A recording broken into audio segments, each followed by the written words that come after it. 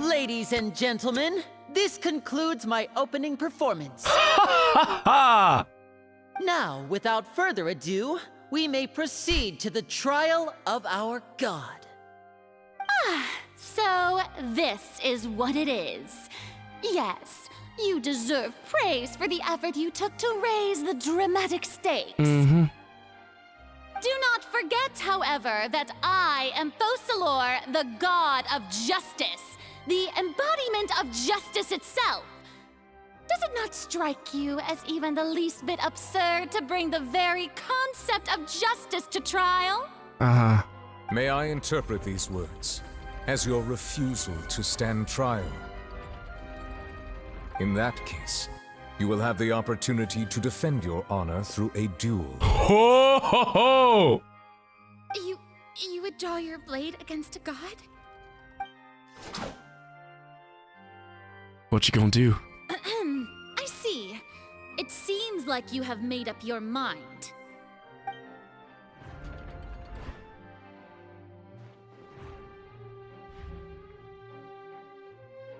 What are you... Paimon can't believe it. She just surrendered. What the heck is going on? Did I just see an Archon surrender to a human? Wow. Wow, how utterly humiliating. Lady Furina, what is the meaning of this? It would seem that there has been a misunderstanding. To be clear, the raising of both hands is not always an indication of surrender. Looking for excuses again, huh? I raised my hands just hold on now real quick. to indicate my acceptance of the trial. No duel shall be necessary. I will admit that I've been running away for a long time. I'm sorry, everyone. I was unable to protect the people of Poisson. It is my duty to stand trial for my crimes. You are not the only ones to be disappointed in me. I, too, am exceedingly disappointed in myself. But now, it is time for the Hydro Archon to show you her courage and resolve. I, Furina, will use this trial to show the world the true meaning of justice!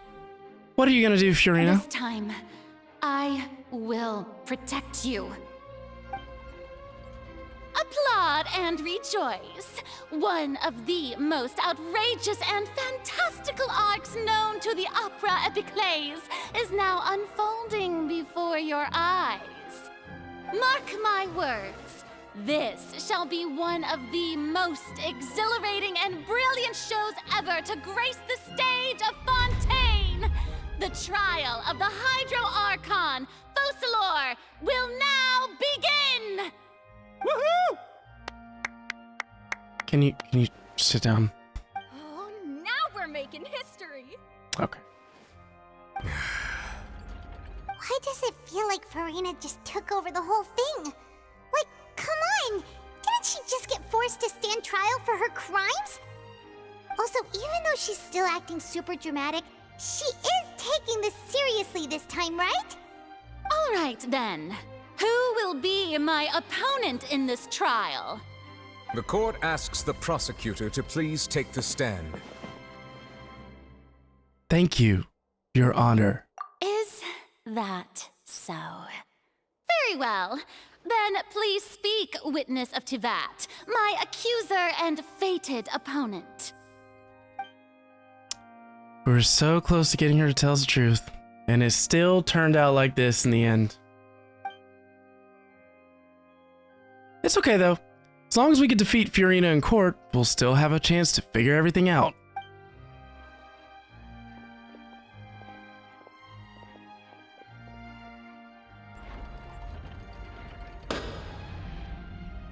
Also, please allow me to ask, as a final question before the trial begins. Just how much work did you do to force me onto this stage? Well, we did do a lot of prep after the meeting that day. I can go over the tasks assigned to the Spina di Rosula, since they were rather straightforward and easy. Navia, the president of the Spina di Rasula. Most of the people who participated in the disturbance this morning were my subordinates. They changed into plain clothes and came to the Opera House as regular audience members, waiting for the perfect opportunity to incite insurrection against you. The people's resentment against their Archon has been building as more and more of the prophecy is fulfilled. A spark was all we needed to turn smoldering anger into a flame. Moreover, according to our understanding and analysis of you, when something like that occurred, you would likely flee the scene and head to Poisson by yourself. So, we arranged for a second group to lie in wait there. So, you mean, the ones who scoured the settlement for me were also from the Spina? And their goal was to force you to step into the giant magic box so you may personally participate in the greatest magic performance in all of Fontainian history. That's right. That house was a magic box, rather than someone's residence. As the super ultimate version of the setup that I used when I first performed at the Opera Epiclese, the volume of the box was increased by a whole order of magnitude, and the distance it traversed was the entire gap between Poisson and Araneas. Its cargo, of course, was an Archon instead of a human. My thanks, Furina. Without your help, we could never have pulled off such an extraordinary performance. You're welcome? Of course, this performance was only made possible with Father's support. The House of the Hearth spent a massive amount of labor in Mora to pull this off. We had to select a location, construct the giant magic box, dig a tunnel, and open up a path through the water. It was a lot of work for all of us. So, in other words, the earthquake that we felt within the giant magic box was just a normal tremor from the transportation of the whole house? That's right. It wasn't a sign of another disaster to come. Sorry about that. Then, I can guess Nervilette and Cloran's parts. You gathered a crowd, prepared a stage, and made sure that the champion duelist would be immediately ready for a fight. Also that as soon as I appeared on the stage, the trial may commence without a hitch. Am I right? Yes, that is correct. Well, Clorand, I must commend you for your courage. Only the most outstanding champion duelist in all of Fontaine would accept a duel with an Archon without flinching. Thank you. As for you, Traveler, I suppose your role was to keep me distracted with conversation once you found me in Poisson. You'd make sure that I didn't notice anything amiss before revealing yourself as my prosecutor once we'd arrived onto the stage. No. Oh? My mission was to hopefully get you to share your secret with us. Is that so? Then I suppose I must have missed my final chance. I suppose so.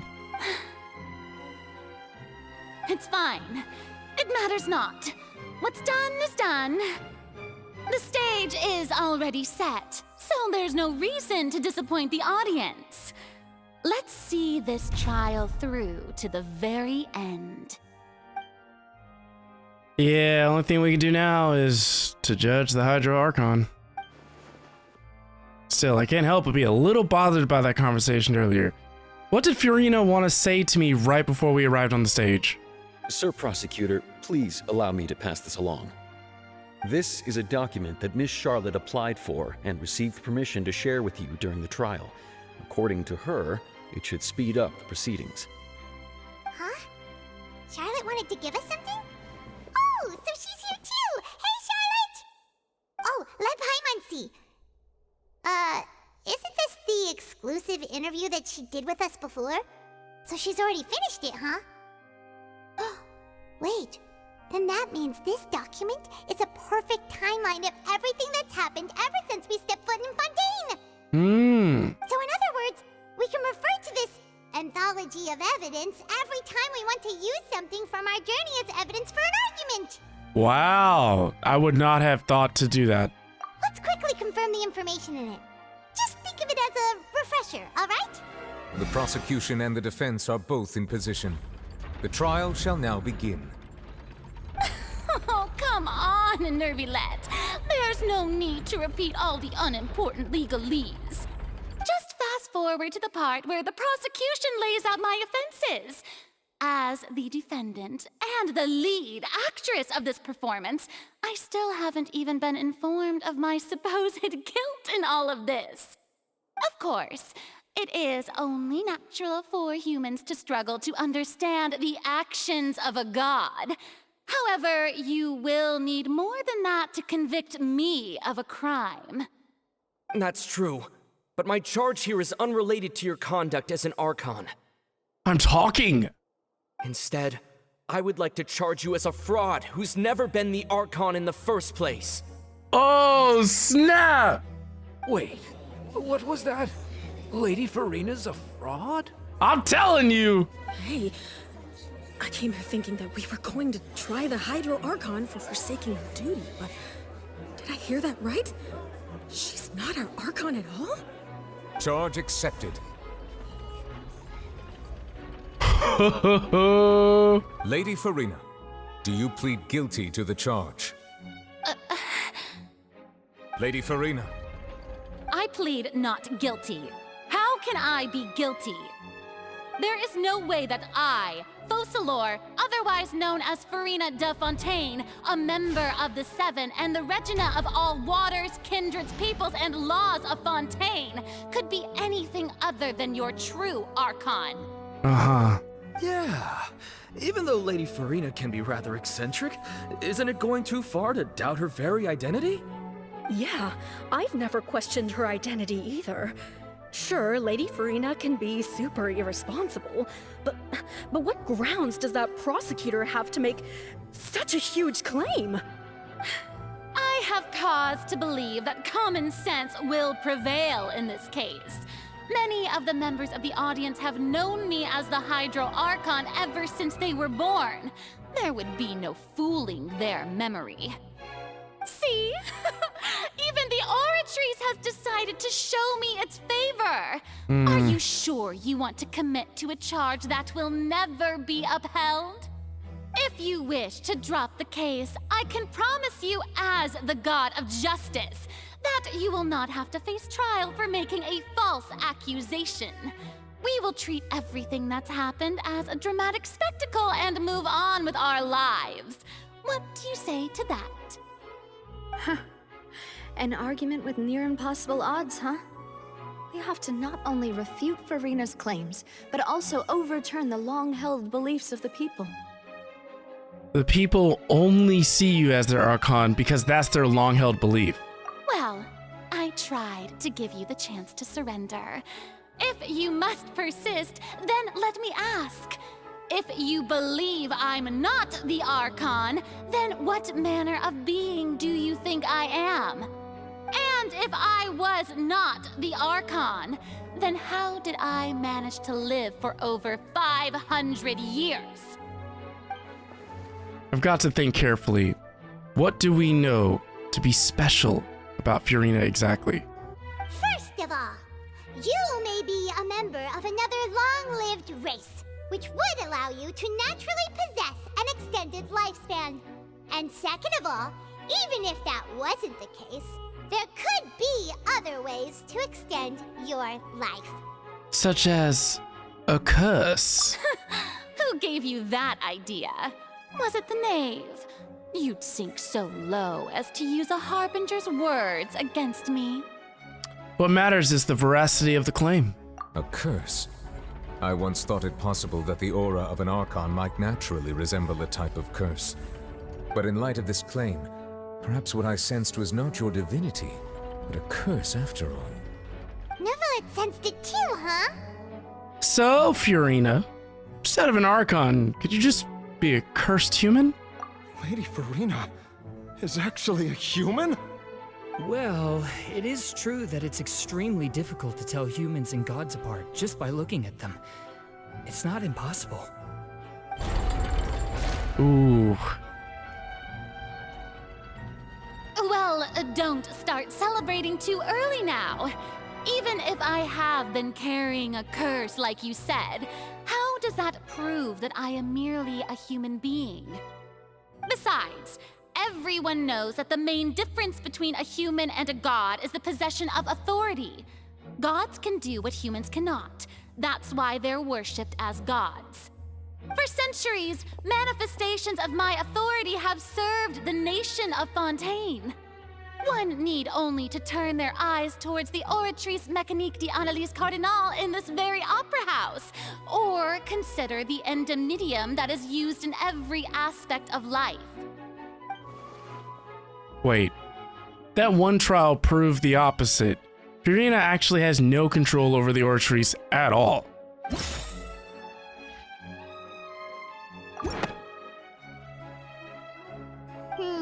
That doesn't sound right. Paimon doesn't think this clue can be used as compelling evidence to build our case. Oh man, I thought it could.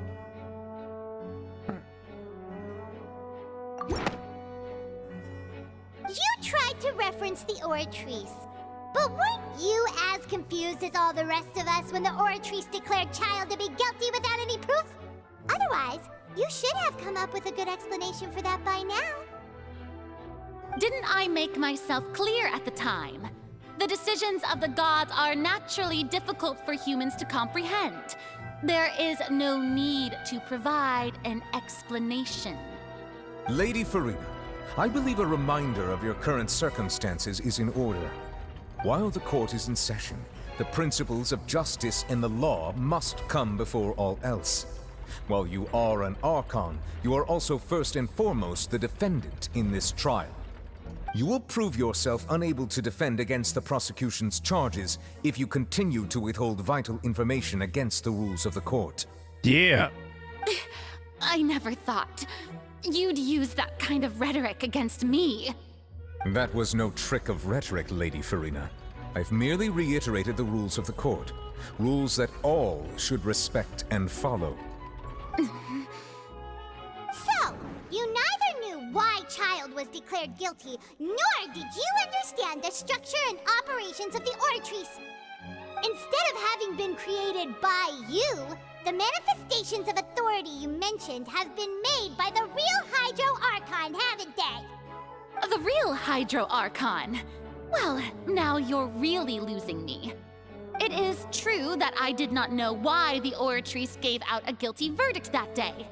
But the Oratrice handed out that verdict unilaterally, and it has been operating independently ever since it was first created. You can't argue that just because a divine creation is flawed, that the god behind it must also be no god at all. Oh my gosh. She's still throwing out all kinds of excuses. Seems like she's confident that we won't be able to produce proof that she has no power over the Oratrice. But then, Miss Furina, could you give us a brief demonstration of your power as an Archon?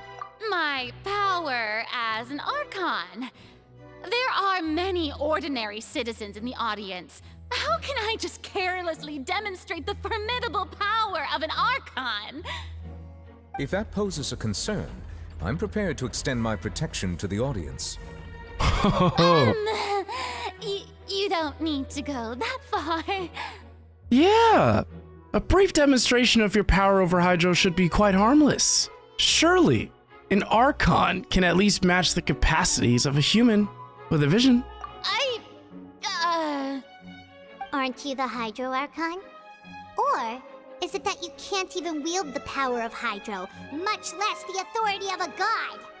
Indemnitium! Yes! It's all because of Indemnitium! All Archons derive their power from the faith of the people, and I've converted the people's faith in justice into Indemnitium. Thus did I give up all of my divine power to provide everyone with energy for their daily lives.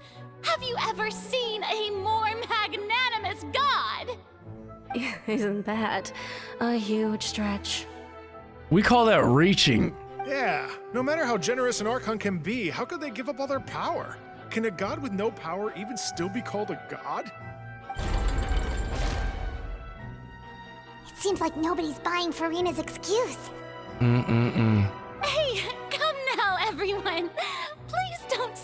at me as if I was a liar. I'm still the same Furina you knew, right? The one that you loved. Shouldn't you want to believe in me? Please? You've got to believe me. If what the prosecutor said is true, she really has committed a grave offense. Did she deceive all of us? And all of our parents and grandparents too? And then all of our ancestors? Ever since they were born? Enough! That's enough. Tell me then, if I'm not the real Hydro Archon, then who is? If you have no evidence of another Hydro Archon's existence, nor can you find anyone who can back up their claim to be such, then what grounds have you to say that I'm not actually the real deal? Wow, she came up with yet another argument. How can we refute her now? Seems like she really doesn't want to give up. If we can't prove that she isn't the Archon, we can try to prove that she is just a human. And if she's only human... It has been established that all Fontainians can dissolve in water from the Primordial Sea.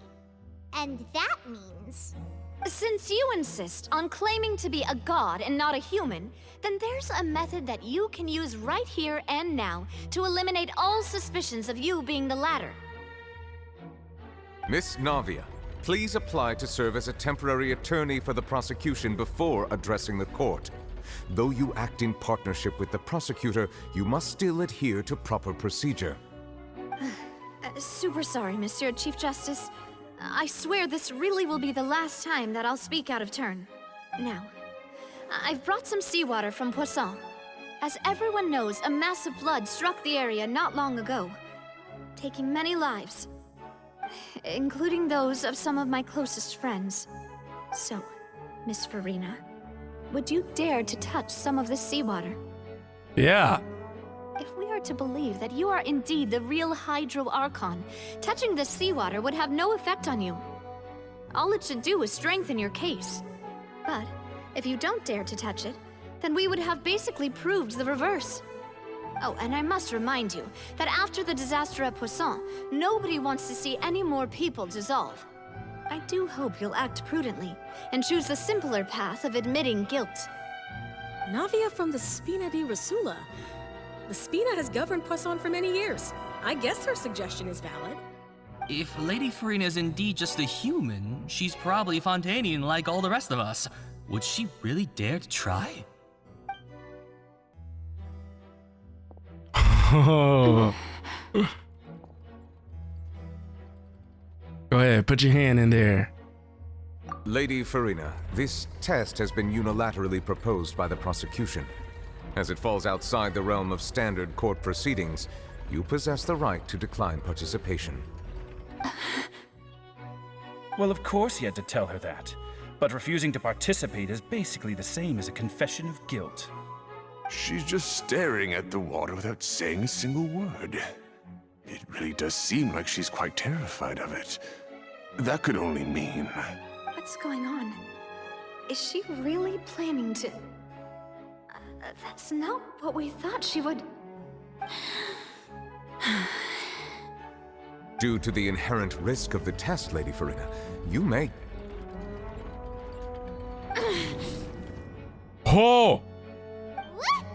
She put her hand in it! Hey! She actually...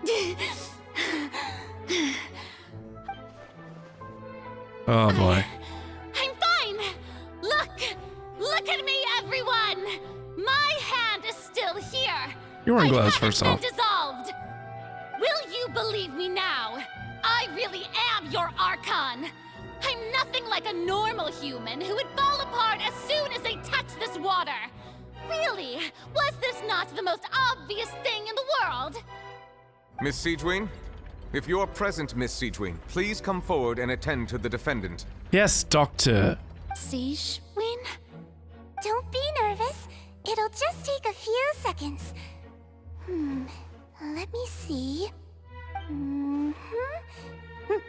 That should be enough. Please announce the results of your evaluation to the court, Miss Siegewien. everyone doubtlessly saw, Miss Furina was displaying symptoms of hyperventilation and flushed skin.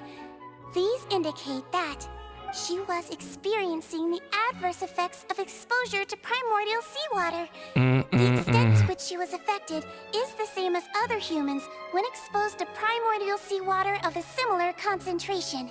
You hate to see it. Thank you, Miss Siegewin. Lady Furina, you may return to the defendant's stand. Wow. Oh, wait. What did she just say? I didn't get dissolved. Shouldn't that be enough to prove my innocence? Well, considering your tendency to run from your problems, we did originally prepare a direct sample of the seawater around Poisson. However, after extensive discussion, we exchanged it for a sample that is not concentrated enough to dissolve an actual human. After all, on the off chance that something entirely unexpected might occur, we don't want anyone else to lose their life to the sea. Wow. Yeah, so out of regard for Furina's life, you secured a low concentration sample and asked the head nurse to serve as an expert witness. It's a great thing that the direct sample wasn't actually used. Furina could have... I can't believe... you... What's really going on here? Furina can't have known, or not known, the consequence of touching that water as a human. This is too unlike how she usually acts. Unless it's actually more important for her to keep up her facade than to save her own life? But hadn't she given up on everything a long time ago? Listen to me, everyone. Please don't give me such cold and disdainful looks. What happened just now didn't prove a single thing. Think about it. How can you conclusively prove that an Archon can't also be affected by the primordial seawater? Also, if I was really just a human, why would I dare to just put my hand in that kind of water?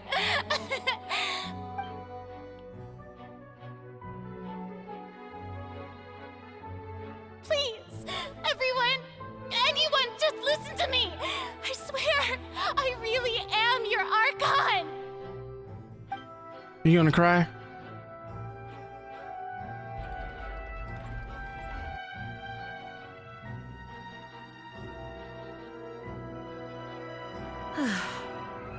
I don't think anything she says at this point will sway anyone. The odds are just too stacked against her now. With all the things that have been said, Paimon doesn't think there's any way left for Furina to win. I believe the time for arguments and presentation of evidence has come to an end. If there are no objections, we will move on to the final judgment.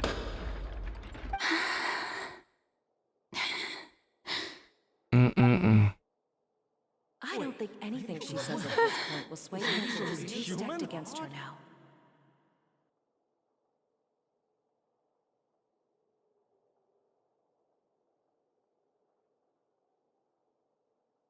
What's happening? In my capacity as Chief Justice, I shall now render judgment on Furina's misrepresentation of herself as the Archon of Fontaine. As a human who knowingly deceived her fellow citizens, Furina is... guilty.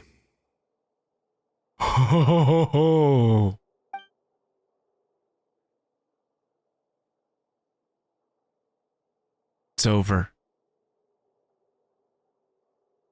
The facade is up.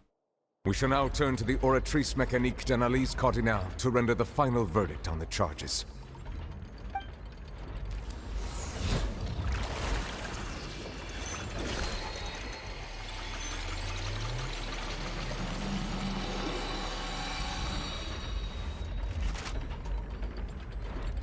According to the judgment of the Oratrice Mécanique d'Analyse Cardinale, Furina is...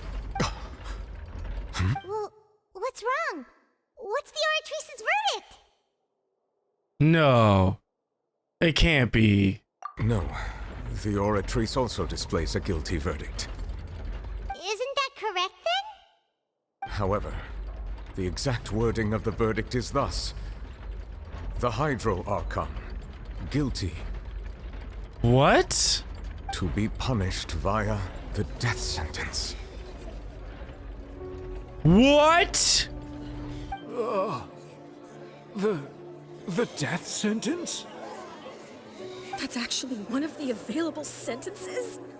I've always thought that it was just a myth. The one and only time the death sentence has been handed out at the court, and it's been given to the very person we've worshipped as the god of justice? What an unexpected twist. No way!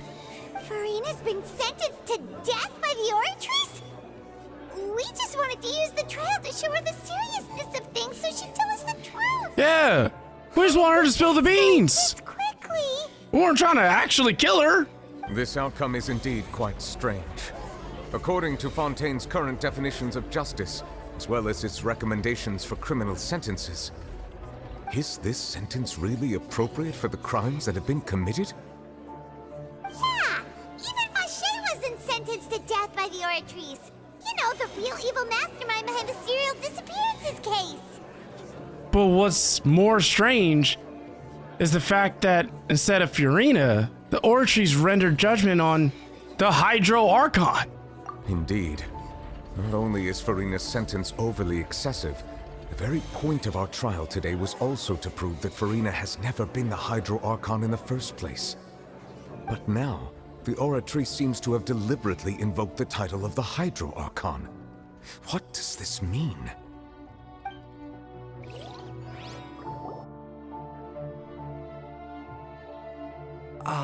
Excuse me, if I may interrupt. What's going on, introvert? Is the trial still going? Yeah? Well, it's about to wrap up. Why? Fremine! You finally made it. I assume this means you've completed your mission? What mission? Mm-hmm. Any mission Father assigns to me will always be top priority. What? Listen up from the other for two. Fremine brings a stone slate. Is that the first prophecy slate? Yo! Huh. So the knave privately arranged for Fremine to try and find the missing slate. I looked everywhere and finally found it at the bottom of the sea. It took me a long time to get around some dangerous stretches of water. My man, you know how to find stuff. But has the trial already concluded? Then doesn't that mean I've come too late? Oh no. Father will be disappointed in me. No. Listen, Fremine. Hey, it's not too late, okay?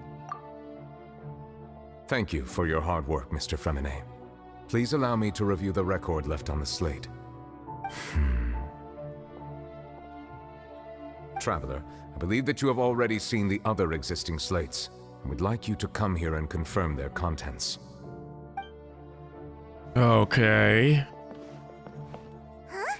So what do you see? What is it? This looks like the previous Hydro Archon releasing her divine power, turning the Oceanids into human beings? I believe I've now made sense of the Hydro Archon's crime. It has to do with Fontaine's lost history. Huh? Isn't the Hydro Archon just guilty of deceiving her people? Oh, wait, no, that's Furina, and we've already proven that she's not the Hydro Archon. So when you say Hydro Archon, do you mean the real Hydro Archon we've been kinda talking about? In truth, everything that you've encountered in Fontaine up until this point can be traced back to the contents of these stone slates. However, I'm uncertain as to how much sense they currently make to you.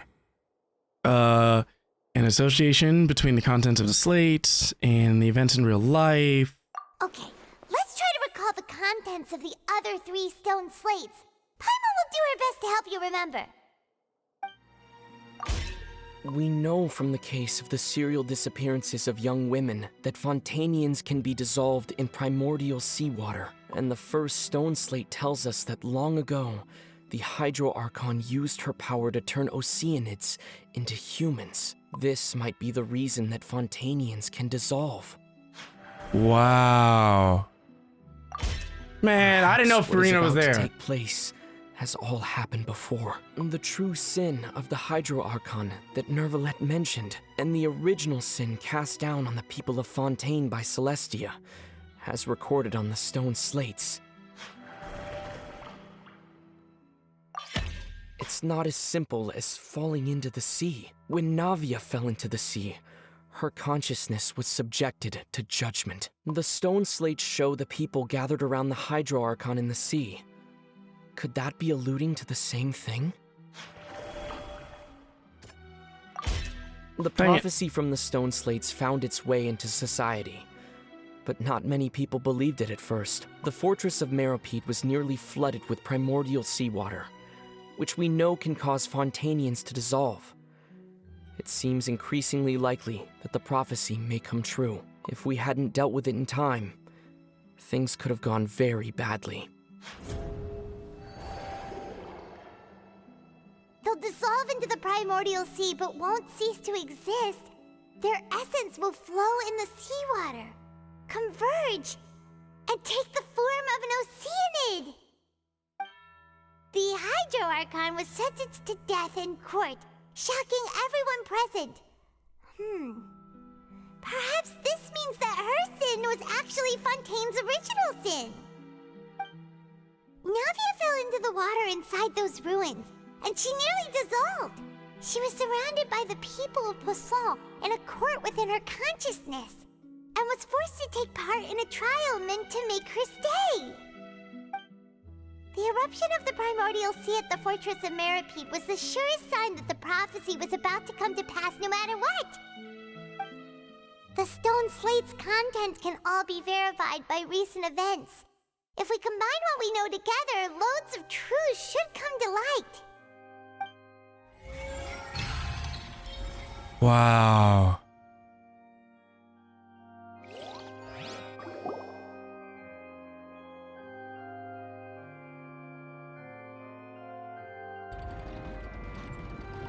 Huh? Oh, Paimon gets it now! So that's how you can make sense of it. But then it feels like we're going to have to share some truly shocking revelations. Let's hear them. Well, Fontainians are not real humans. Incredible. Linny, did you hear that? We're not real humans. All Fontainians were originally created by the late previous Hydro Archon, with Oceanids as their basis. The evidence for that can be found in how only Fontainians could dissolve in primordial seawater, and how all the girls Vacher dissolved were also turned into Oceanids. Oh, and according to Navia, when she was about to get dissolved, she also saw everyone gathered around for a trial, all of them in the shape of Oceanids. Indeed. And the second slate reveals that the crime of the Hydro Archon was her creation of Fontainians from Oceanids. Yeah, and it follows from the content of the first slate that she probably anchored Celestia by creating humans without prior permission. That could also explain why the Oratrice judged the Hydro Archon to be guilty. It's to account for that ancient sin. The Hydro Archon's true sin was creating us? And yet, after many hundreds of years, the Hydro Archon's creations have turned around to try to judge the Archon within the Opera Epiclese. The twists of history are often the most unexpected of all. Yeah, I'm still convinced that it should come after the fourth slate. Yeah, isn't the image here just like when Navia fell into the sea? So wouldn't it be trying to show the image of the Hydro Archon also falling into the sea once the prophecy has been fulfilled in the fourth slate? Which depicts the fulfillment of the prophecy as it's already widely known. In the end, the people will all be dissolved into the waters, and only the Hydro Archon will remain weeping on her throne. Only then will the sins of the people of Fontaine be washed away. Did Paimon get all that right? You've made some keen deductions. I must say, given how much you still don't know, it is impressive that you've already managed to connect so many pieces of the truth. However, while you were able to decode all the information on the slates, they've also been etched with an additional layer of hidden information using a different power source. What? When we were at the ruins, I tried to decipher the hidden information recorded in the slates. But since we only had 3 slates at the time, I was unable to come to a full conclusion. Now that the slate collection is complete, I shall make another attempt to decipher the narrative recorded within. If everything goes well, we should finally be informed of the unadulterated truth.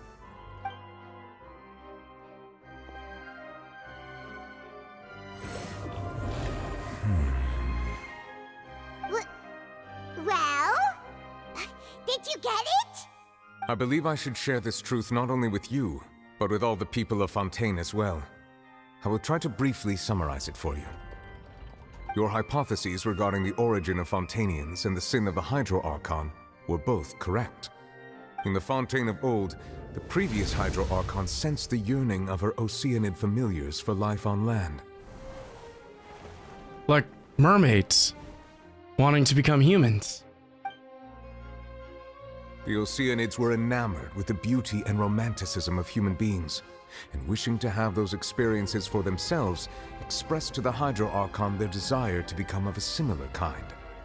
However, even though water as an element is intricately linked with the power of life, the Hydro Archon, as one of the seven, did not possess the authority to create a new form of human life. Not one to give in, she eventually found a way to create permanent humanoid bodies for her familiars by appropriating the power of this planet's primordial sea. She poured primordial seawater into the Oceanids' blood vessels, creating humanoid mimics in the process. Wow. But if Fontainians were to ever come into direct contact with water from the primordial sea, the power within their bodies would escape these artificial restraints and return to the sea. As a result, their forms would collapse, and they would be reverted to their original forms as Oceanids. Wow. Of course, the Hydro Archon never received permission from the heavenly principles to create a new human race. And thus, the Hydro Archon and all of her creations came to shoulder the original sin of appropriating the power of the primordial sea. Wow. That is the true history of how the people of Fontaine first came into being. So we were all Oceanids before we turned into human beings? That's way too much information for me. I think I'm just going to pretend that I never heard a single thing. Wait, but if that's the truth, we can't let the Hydro Archon be sentenced to death. After all, her only sin was creating us. This really might be too much information for your regular Fontainian, but it does answer a lot of our questions. Alas, your hypothesis regarding the third and fourth stone slates was inaccurate. The slates' respective positions are, in fact, correct. So, what is the third slate supposed to represent then? A key point of the visual on the third slate is how all the individuals depicted in the water are humans rather than Oceanids. They have not been dissolved, which implies that the water depicted in this slate is not water from the primordial sea. The nation of Fontaine is the nation of Hydro, as well as the nation of trials and justice. Instead of being the literal element, the water in the scene symbolizes judgment and justice. You may also recall Navia's experience. When she fell into the sea, her consciousness was surrounded by that of many others who intended to hold a trial to determine her fate. Therefore, the meaning of the third slate is that the people of Fontaine shall try the Hydro Archon at the court of justice. We're following the prophecy exactly as intended. Yes, it refers to our present situation. I think I'm following now. So, what you're saying I is, just got goosebumps. even though we decided to put on this trial to avoid fulfilling the prophecy, in truth, everything we've done has happened exactly as the prophecy foretold. So now, it seems, we're the ones making sure it comes true. What should we do? I don't know, Paimon. If I knew that, we wouldn't be in this situation. Huh. No matter what, the prophecy will be fulfilled. Is this what it feels like to be a prisoner of fate? If that's the case, does that mean the scene in the fourth slate will also be fulfilled soon? Traveler, I would like to point out another small fallacy in your deductions. About the fourth slate, You probably thought that the eruption of primordial seawater beneath the fortress of Meripede served as the surest sign that the prophecy was about to come to pass, yes? Well, yeah. However, I believe that rather than being a sure sign, that eruption could in fact only be a small warning of something far worse to come. As for the root cause of the catastrophe, I believe you've already encountered it once before. What? Wait a second.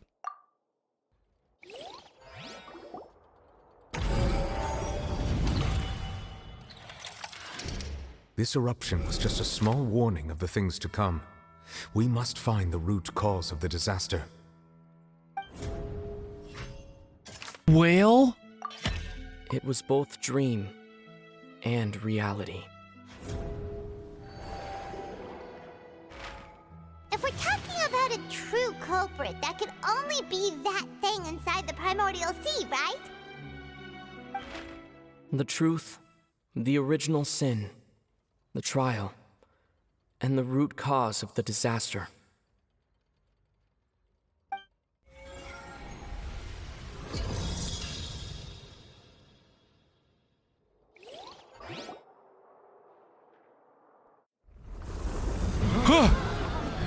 What? What's going on? Oh no, the prophecy. It's the whale! What? Novelette!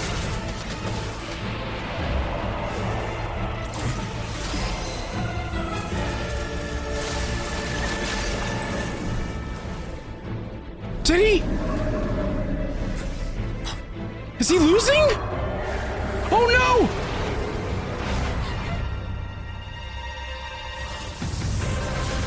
No way! Is that Childe? Yo! Look at his power!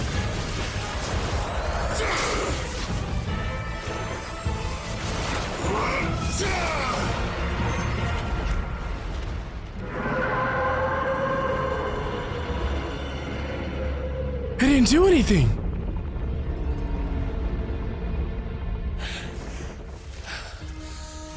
Yo.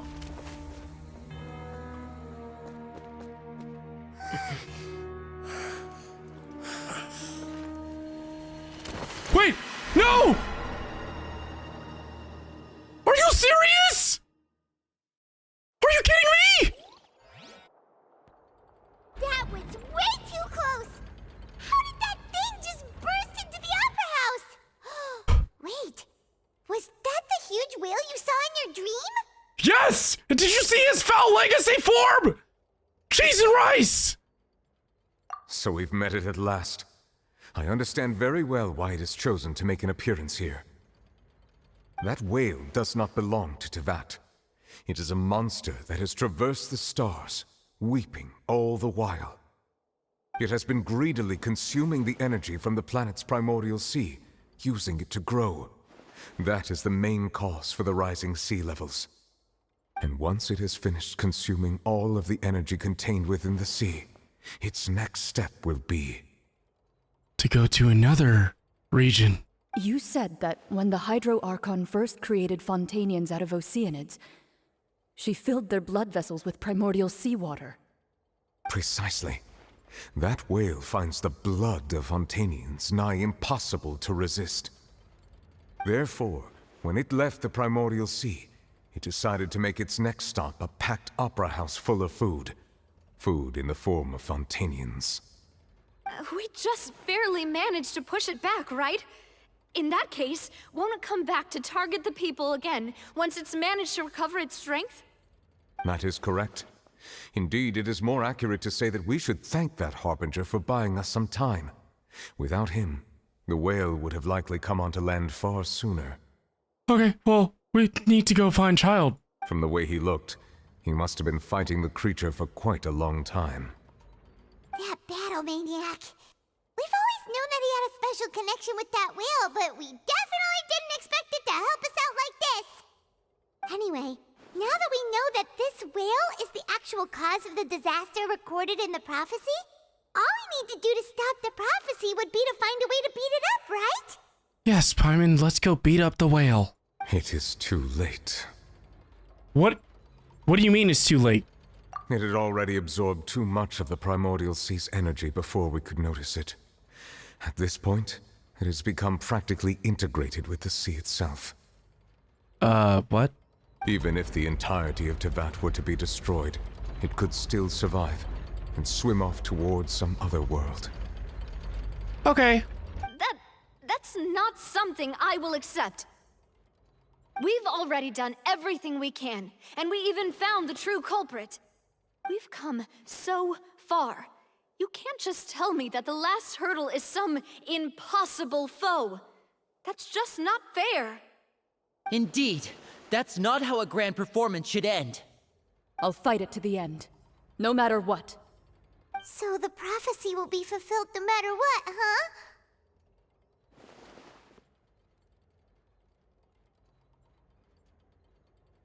The prophecy. Yes, what has been prophesied will be fulfilled. You may view such things as the history of the future. After everything, it still turned out like this. We couldn't fight against fate. Wait. But if this is all about fate... Just as prophecies are usually only the future as seen from the perspectives of the gods, could things be happening in hidden corners where the gods' gaze does not fall?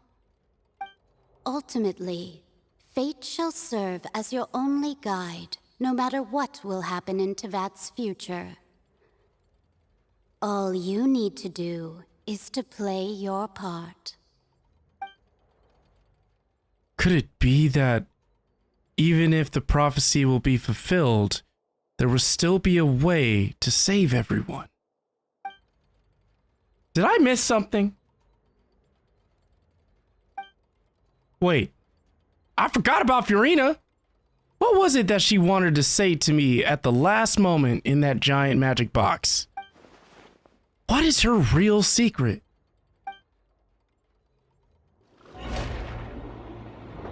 What's happening?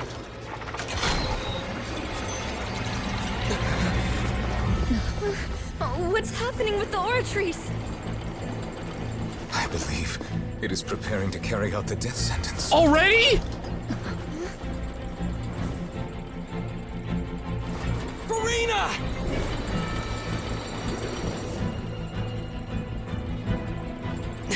No, I still need answers. Hurry up! Grab her!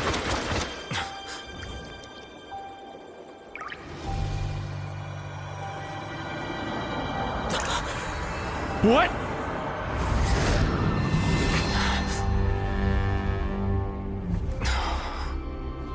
What's going on? Whoa! What?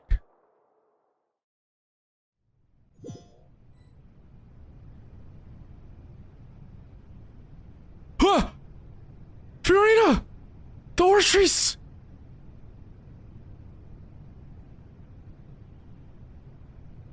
You...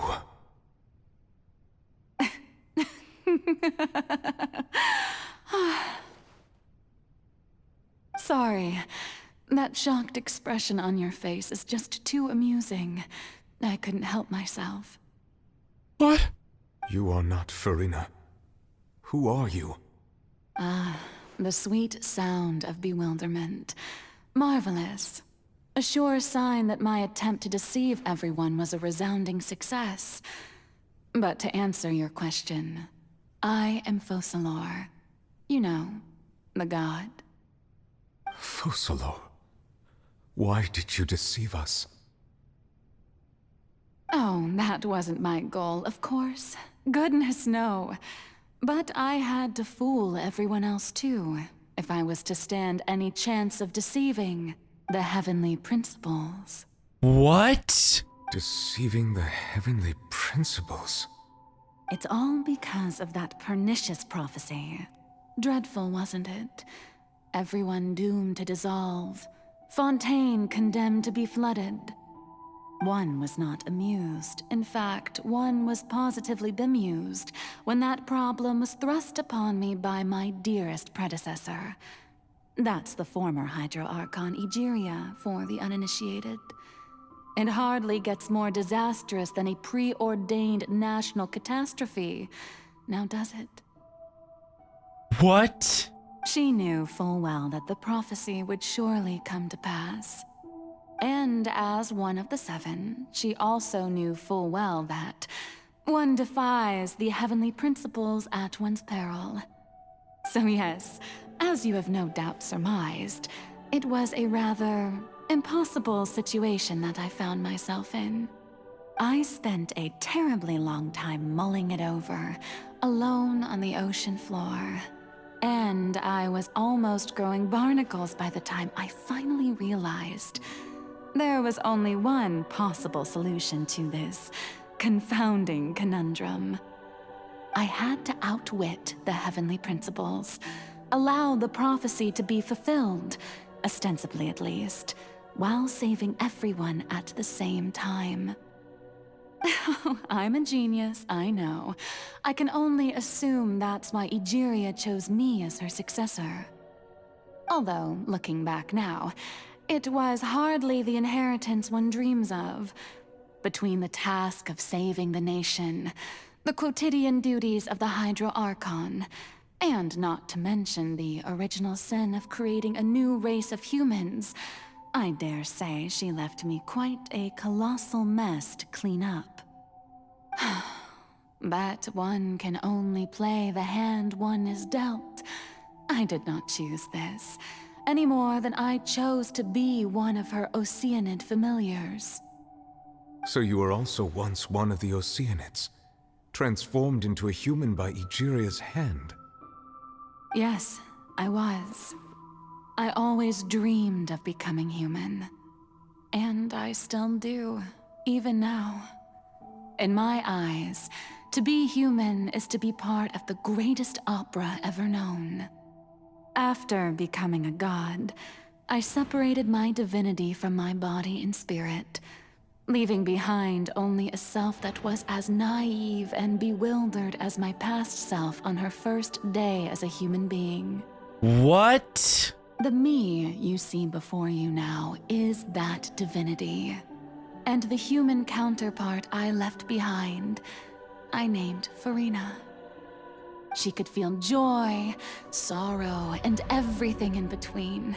She could be as vain and conceited, or as meek and vulnerable as she wished. Her strengths were of a kind only a human could possess, as were her shortcomings. But in my eyes, Furina's humanity was what made her perfect.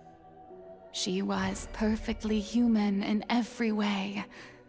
The person I always wanted to be. I don't know if you should want to be like that, but, you know, each their own. Anyway, so then I cursed her. What? All part of the plan, of course. The plan to deceive the heavenly principles. Do you still remember the final scene of the prophecy? The Hydra Archon alone, weeping on her throne. In order that the prophecy might appear fulfilled, I invited Furina to be an actress, to play the part of the Hydro Archon in the prophecy. Under the curse I placed on her, so long as I, Focalors' divinity, continued to exist, she could not die. But nor was she free to live her life in the pursuit of happiness. Instead, she was forced to take the stage in the opera house, to embrace the role of leading lady, to forever play the part of the god from the prophecy, all to create a deceitful appearance of that prophecy coming to pass. Wow. I suppose now you probably understand why your court is called the Opera Epiclese. But Furina is only human, isn't she? Even though she has had a long life, Her mind is no stronger than that of any other ordinary human being. I cannot begin to fathom what she has had to endure. It must have been torture for her. It has indeed. And although she is, in a sense, me in human form, I most definitely owe her an apology for it. Wow. It's been 500 years. And all along, she's been playing her part in the most unimaginably long, unbearably lonely, and agonizingly painful opera of all time.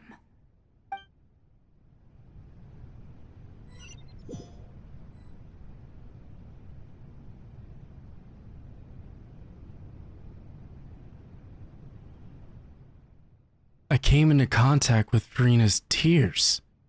If I remember correctly, tears often contain a being's strongest emotions. With sufficiently strong hydrosensitivity, I can form an emotional connection, just like I did with that Oceanid at the Fountain of Lucine. Wait, could this be Furina's inner world? What is she doing on stage? Wait a moment. That probably isn't Furina. It's likely a reflection of her inner self. If I can directly speak to that self, I might be able to easily get what I wanted to know. I came here for answers. Either way, this opportunity is not to be missed. Let me try talking to her. Oh, who permitted you to come onto this stage? Now, I understand your admiration for my august self, but I must ask you to keep to the rules. Furina? All right. It is not my intent to reprimand you. There is no need to state your name. Just be off with you. Do not distract me from my performance. I don't see an audience here.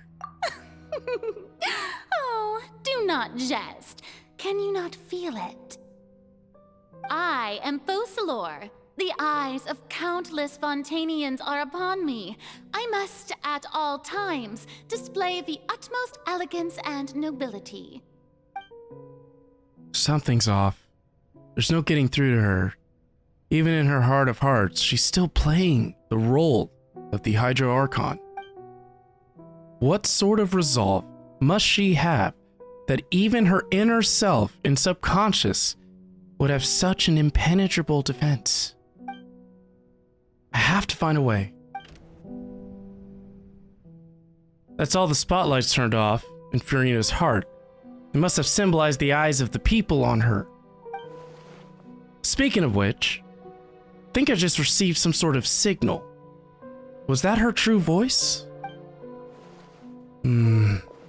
A ticket. When did that end up here?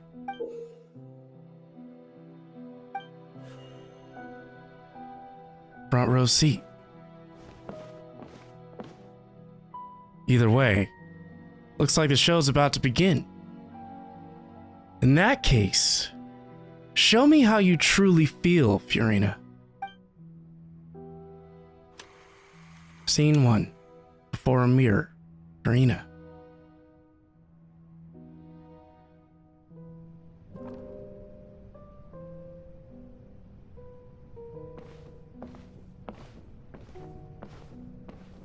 I'm controlling her.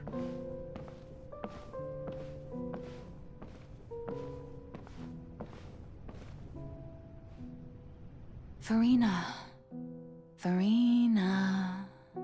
Huh? Who's that? Who's calling me? Where are you? Be not nervous. Be not afraid. I am before you. Wait a moment. You're mirror me? How can this be? Mirror you, huh? You know what? That's not bad. Let's go with that. Mirror me. What do you wish to say? The prophecy. Have you heard of it? What prophecy? Wait. I know. I think. I don't know why, but it's in my head somehow. The people will all be dissolved into the waters, and only the Hydro Archon will remain, weeping on her throne. Only then will the sins of the people of Fontaine be washed away. Oh, very good. You know it well. What's going on? I can't seem to remember anything clearly. The only thing I know for sure is this prophecy. Will it really come to pass? Yes, it will. And that is why I've come to you. Disaster will come to Fontaine sooner or later. Things will develop just as the prophecy declared. There is no escaping it. But doesn't that mean everyone will die? I'm a Fontainian just like them.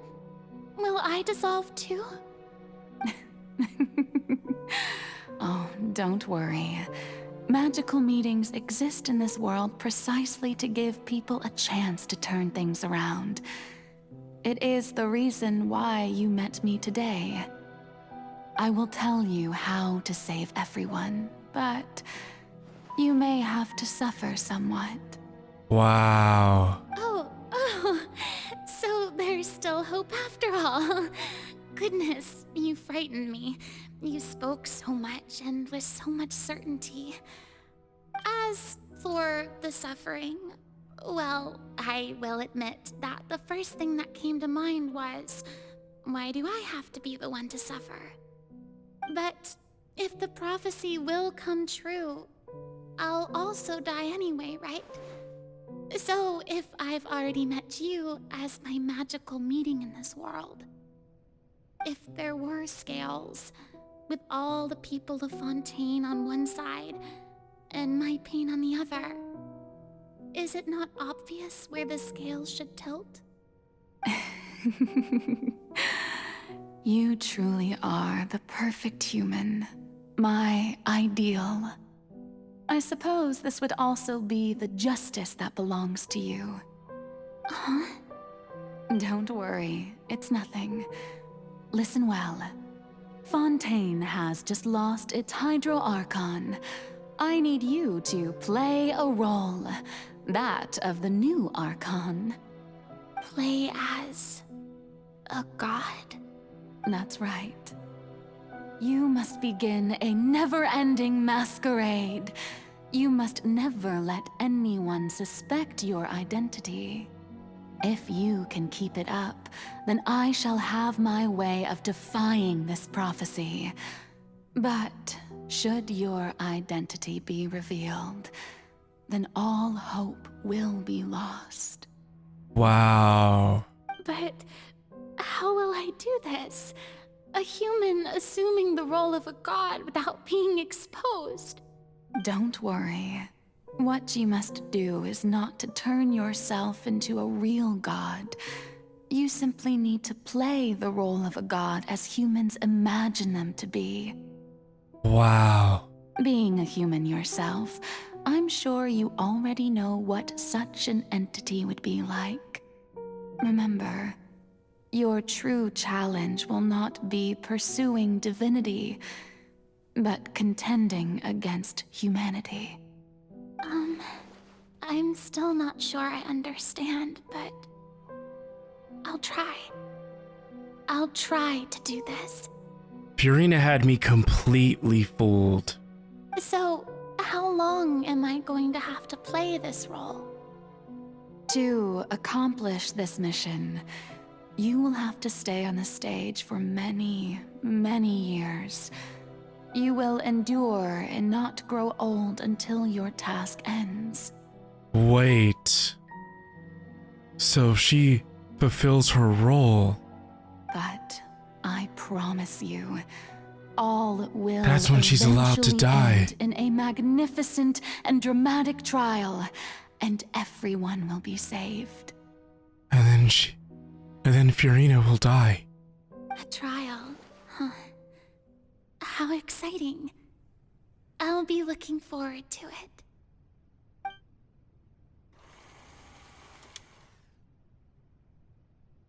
Scene 2.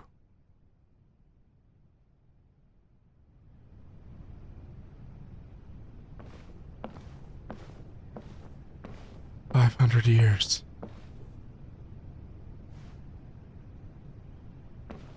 Oh my gosh. Yeah. Louise, I agree. I feel so bad for Furina now. This is insane. What an emotional roller coaster. All this time.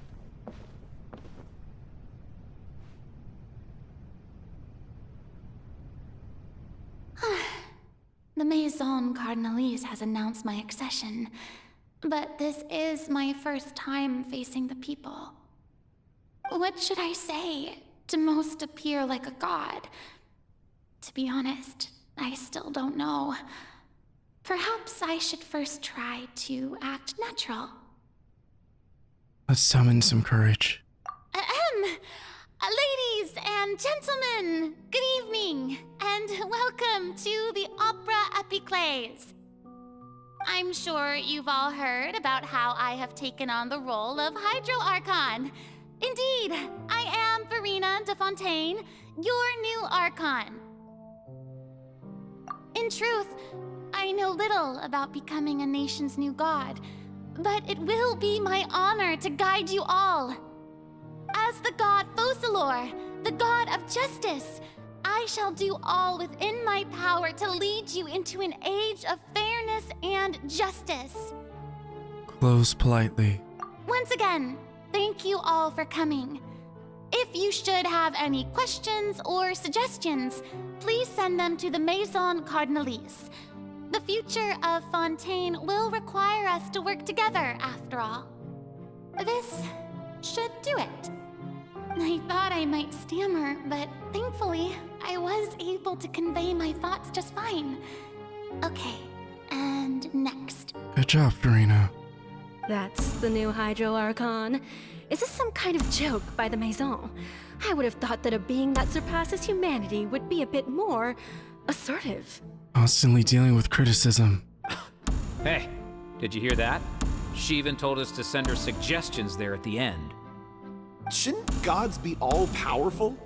She's being so modest. What's the difference between her and an ordinary person, then? If you ask me, perhaps the succession didn't actually happen. She might just be a Maison-back puppet. Wait, what's going on? Why is everyone suspecting me of being a fake? Oh, this is bad.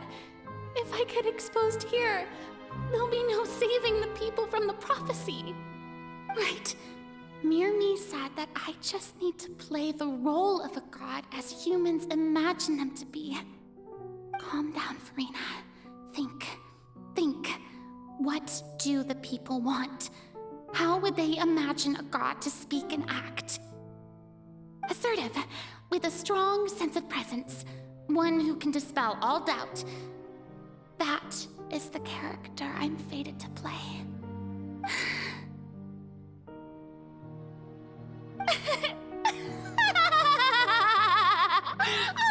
Oh, very good, my people.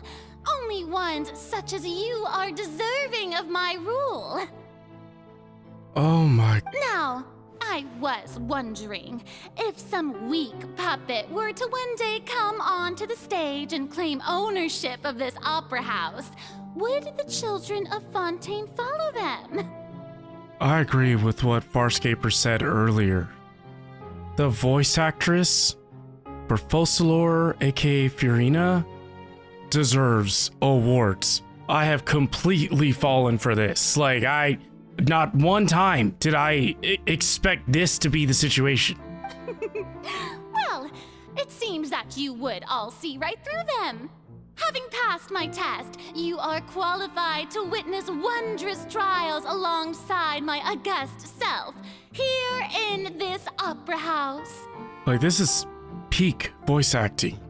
You may consider my previous act a door gift of sorts. I thought it was a debut that suited the atmosphere. Now then, let us be reintroduced. Ah, so that was just a performance. How could I have forgotten that we were inside an opera house? Her personality. It's quite shocking, to be honest, but I suppose it's a better look than before. And because this is an opera house, it makes it incredibly difficult for people to discern the difference between acting and reality. Like, what is real and what isn't? This is an opera house. The whole thing could be an act. It makes you feel crazy because you would never know. Wow. This is blowing my mind. Such a fascinating and bold deity. How wonderful. Our future may yet be bright after all. It seems I've turned them around. Best follow this flow and restart my accession speech. Let's summon some courage. My dear people, whether you acknowledge me or not, whether you trust me or nay, I say to you, keep faith in your ardor for justice. We have heard it said that this nation's sins can no longer be washed away. Well, I say that justice is most fragrant when it blooms amid sin. The scales of justice should not weigh heavy in the hands of its God. On one side, it must carry fairness and justice. And on the other, praise and applause. May law be the prayer on our lips. May judgment be our worship. Let us light the fires and drink to the future of Fontaine. There is no trouble in this world that justice cannot solve. All that is needed is for you, my people, to believe in it, heart and soul. So long as I, the Archon Focalors, stand within the Opera Epiclese, so long as I stand before the Oratrice, I shall even judge the gods of this world!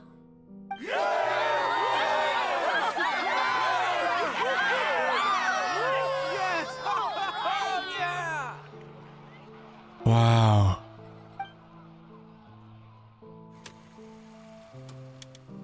Scene 3.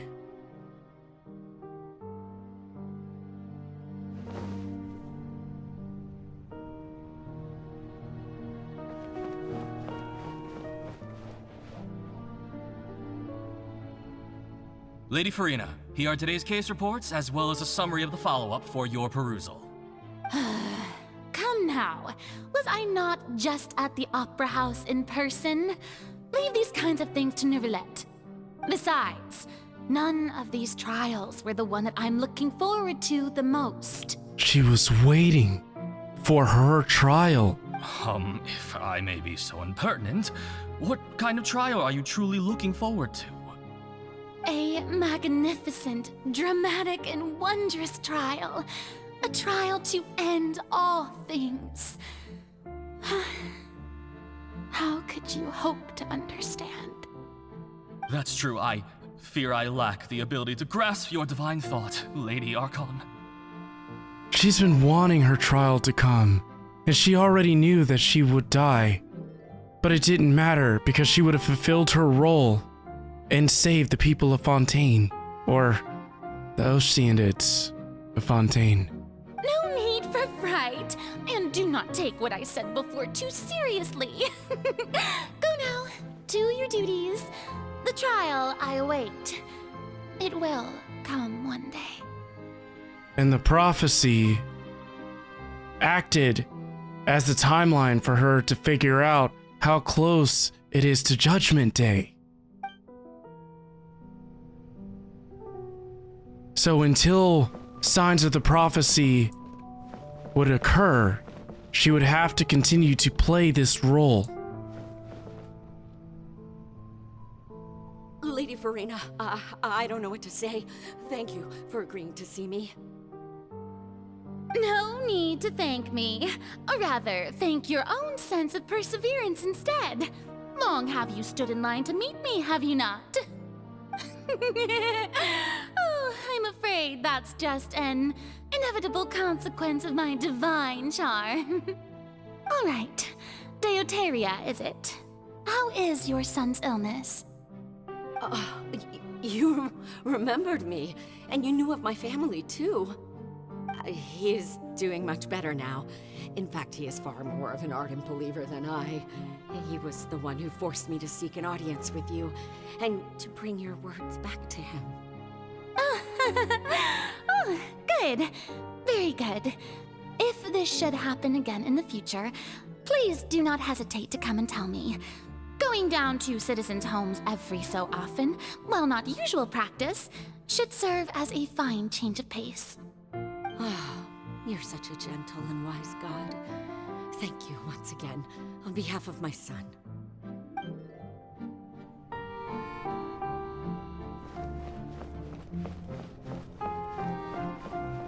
They're about to put us through 500 years of this?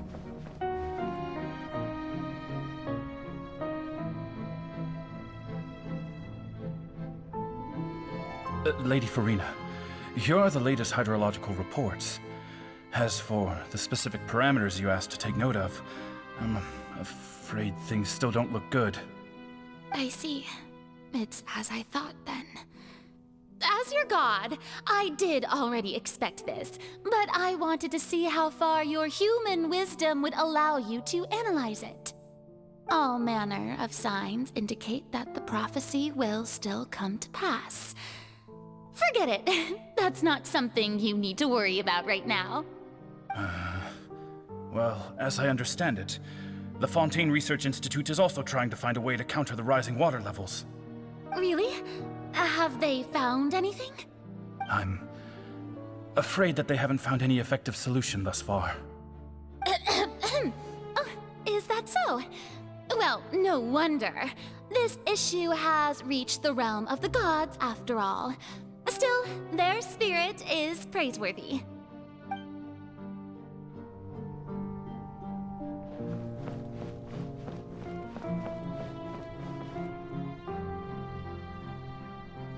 The day is finally over. I haven't had a moment to breathe this whole time. But it's good to see that everything's getting on track. There are no longer any voices of suspicion. Maybe this is fine. I just need to keep going, and everyone will be saved. All right, Furina, don't think too hard about this. You need rest. Tomorrow's a new day. Scene 4. Opera House. Furina. Lady Furina, here are the new trial reports for the latest cases, as well as a summary of the follow-up. There'll be no need for that. I've seen them already. There's no need to go back over scenes I've witnessed in person before. Lady Furina, I've waited so long for this chance to see you in this manner. Indeed, my dear, loyal citizen. This joyous moment is an honor for us both. Lady Furina, we're detecting significant hydrological anomalies near Poisson. Understood. Keep monitoring. Keep me informed should anything come up at the Institute.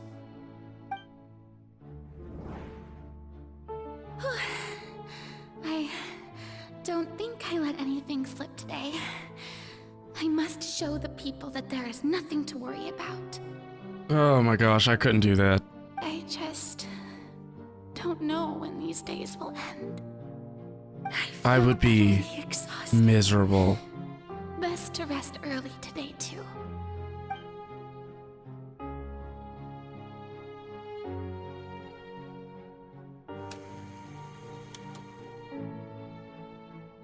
Scene 5.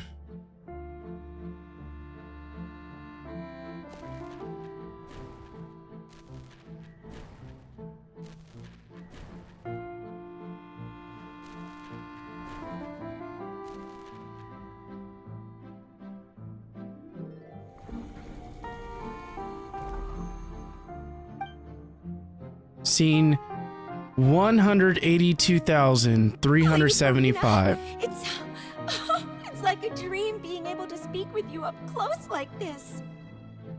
I've heard that the first member of our family who was honored to receive an audience with you was Madame Deoteria, almost 20 generations ago. Wait. What is 365 times 500? Someone tell me. Assuming they would follow the same calendar years that we do. 182,005. Wow. So every single scene is a day. What a fine family yours is indeed. It brings me great joy to meet such a faithful believer, a descendant of a line most ardent. Surely you exaggerate, Lady Furina. My lady? What is it, good citizen? Are you crying?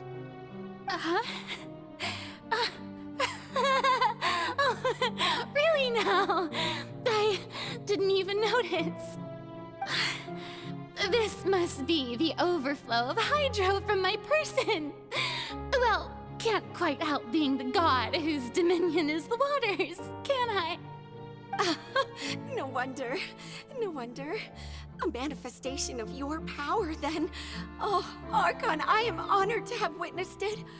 Honored indeed.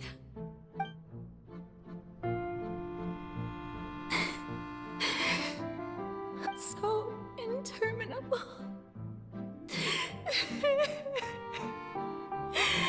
So lonely. Just how much longer? Hundreds of years must have passed by now. Perhaps the show must go on for hundreds more. And she never gave up. I never imagined that it would hurt so much. This whole time, she never let it out. Have I reached my limit? No. Perhaps I reached it long ago.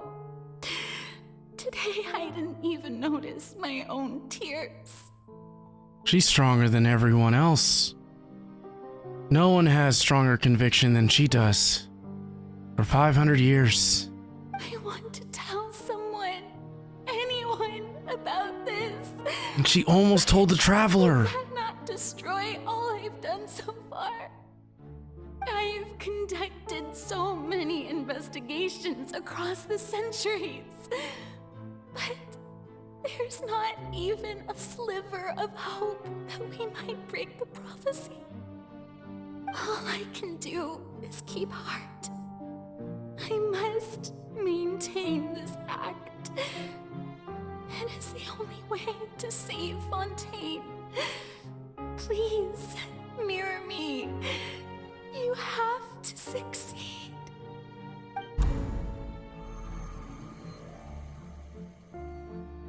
This must be Judgment Day.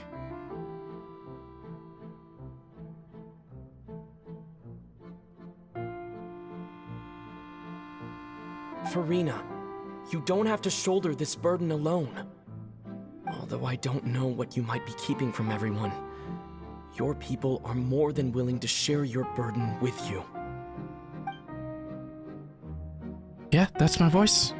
Is this scene from when we were within that giant magic box? I'd like to think so. This is great. I didn't think that this scene would replay in her inner world. Surely I'll find out what she wanted to tell me this time. Share my burden. That's impossible. It was fated right from the start that this would be my duty alone. That's what she meant. But even if your burden doesn't need to be shared, you can still choose to confide in someone. Just share it with me. I'm what you'd call a witness. A witness? Yes, I've heard that you came to Tevat from beyond the stars, yes. In other words, you never belonged here. And if Tevat is, in its entirety, a show on a stage, then you're just a spectator, aren't you? Yeah. If that's the case... He's right. I could confide in him, couldn't I? But if things don't play out as expected, the people of Fontaine will be the ones to pay the price. She could not risk that, no matter what. Because her failure would mean everyone else would die. The entire country. What would you do in this situation? I can't think of a higher amount of pressure. Literally, your actions determine the fate of everyone else. No, Furina. You shouldn't be selfish. But what if it's really alright? Furina, you've worked so hard for so long. Surely it would be okay to put yourself first for once. Just this once. Is it such an outrageous thing to do anyway? To find someone in whom you can confide your frustrations and sorrows? Surely it could not hurt. We said all these things while we had set a trap to put her on stage. If you let this opportunity slip through your fingers, it might never come by again. Think about it long and hard.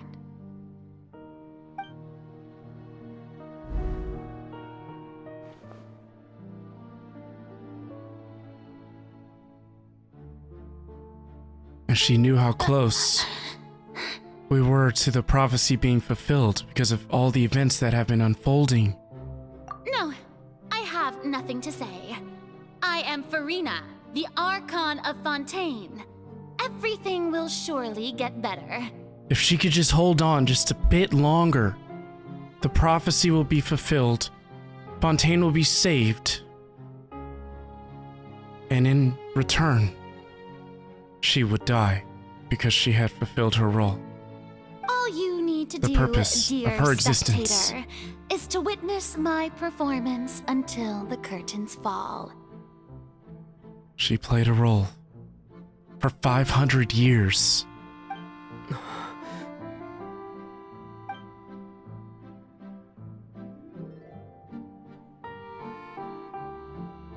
Fine.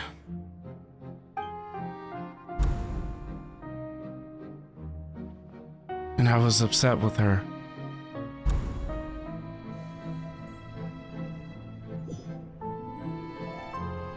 So even Furina doesn't know the truth? You've never once let her in on the full plan? Yes, it had to be done. To deceive the heavenly principles, you must first deceive yourself. She did very well. If she had let her resolve falter even once in these 5 centuries, Fontaine would have been doomed to the most tragic fate. It seems that trusting humanity was the right decision after all. I believe that I understand how your deception works, but that is only half the truth, is it not? How would you build on this foundation to save the people of Fontaine?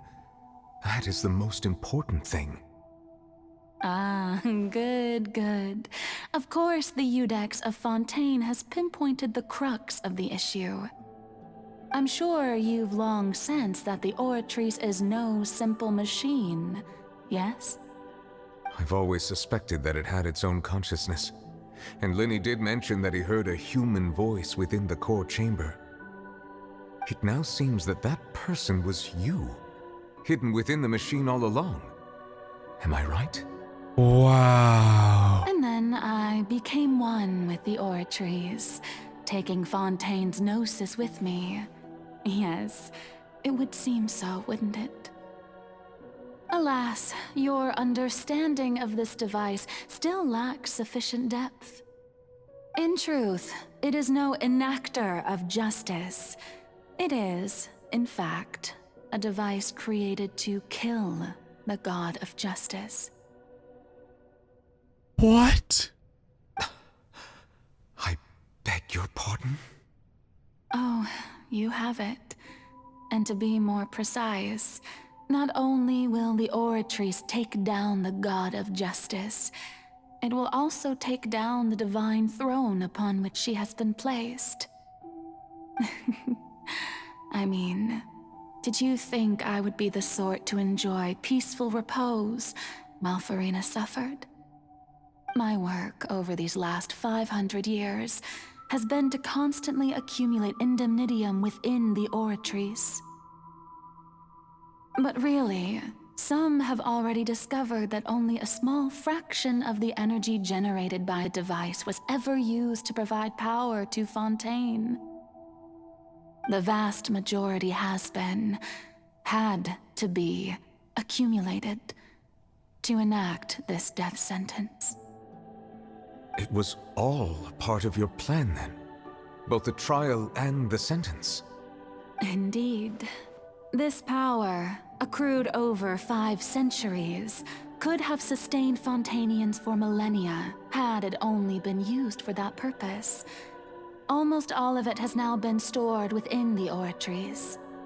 But only power of this magnitude could hope to destroy the Hydro Archon's divine throne, shaking the rules established by Celestia, and breaking through the institution that is the Seven.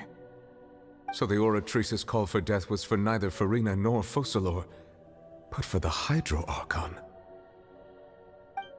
The destruction of that divine throne. If I do not misunderstand your intent, you must be... Returning what's rightfully yours to you, of course. In other words, this was all done to return the authority of the Hydro Archon to the Hydro Dragon of this planet. What? But...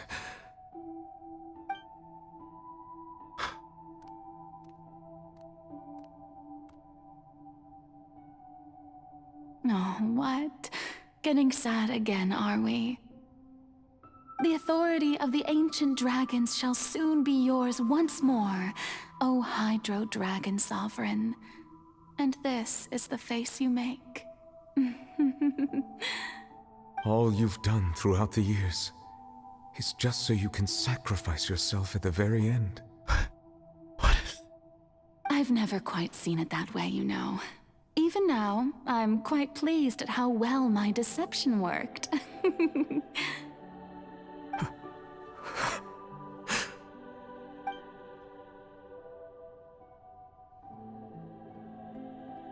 Hydro Dragon, don't cry. I must say, had it been within my rights, I would have loved to judge the heavenly principles themselves.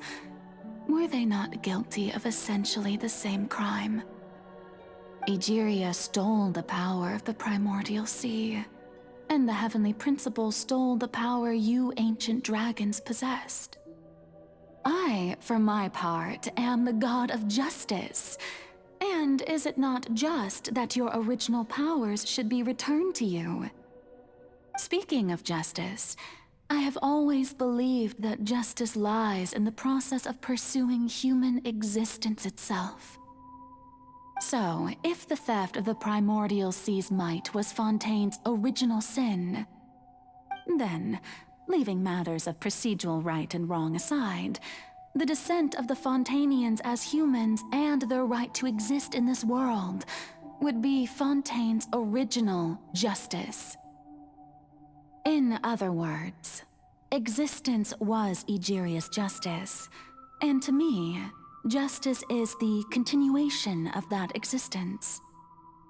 Defying the prophecy and ensuring that Fontaine's people shall live on, that should be the justice enthroned over all others. At this point, we, whether it be myself or all other Fontainians, have shouldered the burden of this sin for far too long. Iudex Neuvillette, the highest judge in our land, when you regain your full power as an elemental sovereign, what verdict shall you pass upon us? So when I was invited to the court of Fontaine to serve as Iudex, I see now that that was your idea too. At last, I now understand the true purpose behind this position. In the beginning, I was uninterested in human existence. But these 5 centuries of living alongside them have gradually brought about mutual understanding between us. And I have even attempted to feel as they feel. You are a devious one, Focalors. Things being as they are, surely you know that I could never declare them to be guilty.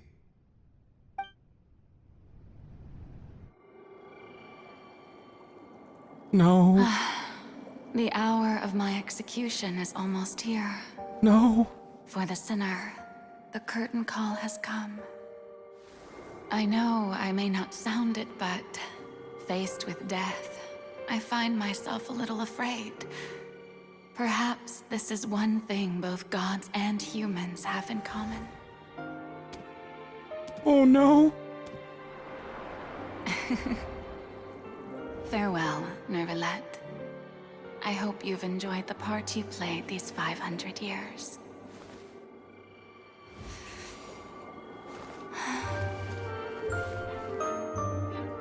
Is she doing one last performance?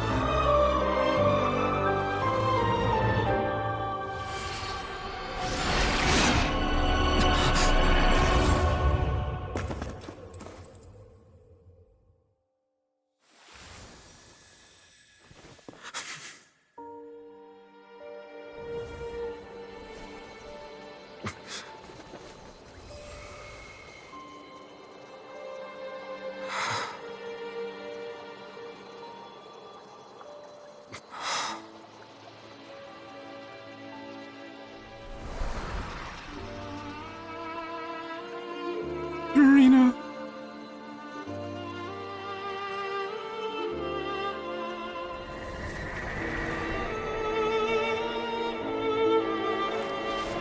You did it. Please live happily as a human. Yet she gets to live.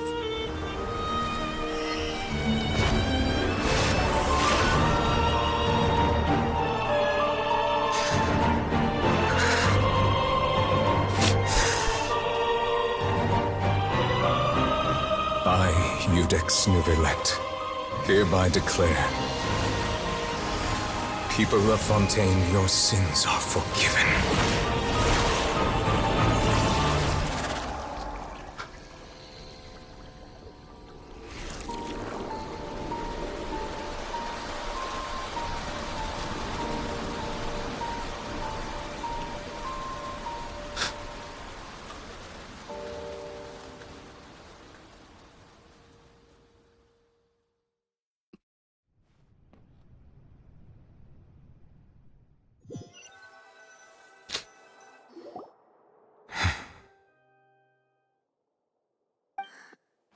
What just happened? Has the death sentence been carried out? Was that bright light some sort of misdirection? I have a feeling that something huge just happened. But since we're all still alive and haven't been dissolved, I assume whatever happened was good for us. It's time to end this. We must mete out punishment to that beast. Didn't you say just a moment ago that it can't be defeated? I have gained the strength sufficient to deal with it. Through certain means, I now have the ability to separate the power of the Primordial Sea from that creature. We should seize the opportunity to pursue our quarry. Traveler, now that the oratories can no longer function, I require an executor to help me mete out justice. The root of the calamities befalling Fontaine, the beast that enacts the prophecy. Its name is the All-Devouring Narwhal. What? Come with me, traveler. The hour of execution has come.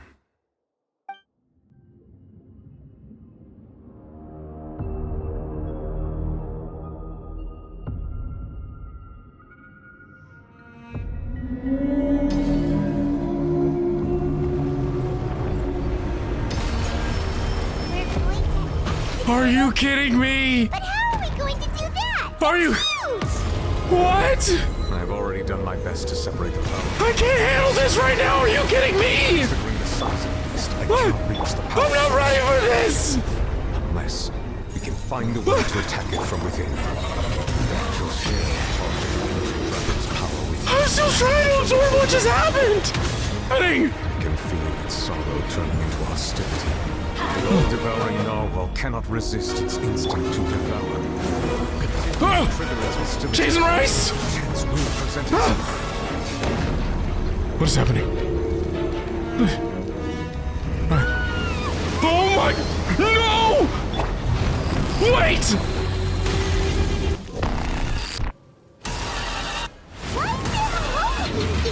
What is this? What? Are you kidding me? The music!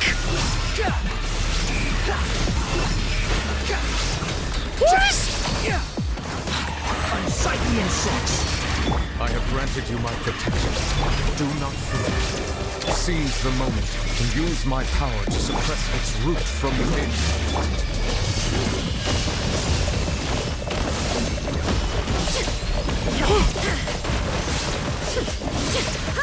Oh my gosh!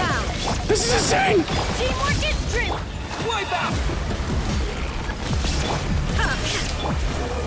You're dead! Use the power of the Numa! Go! Illusion shattered! Squall and fury! Oh! Jason Rice!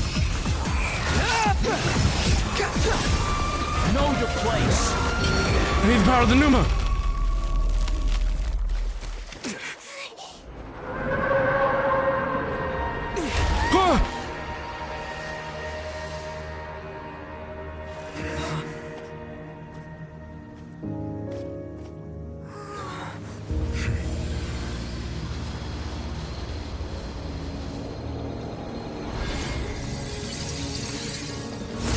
Whoa! What is happening?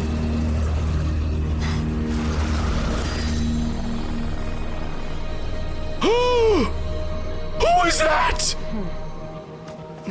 Who? What? Was that a child?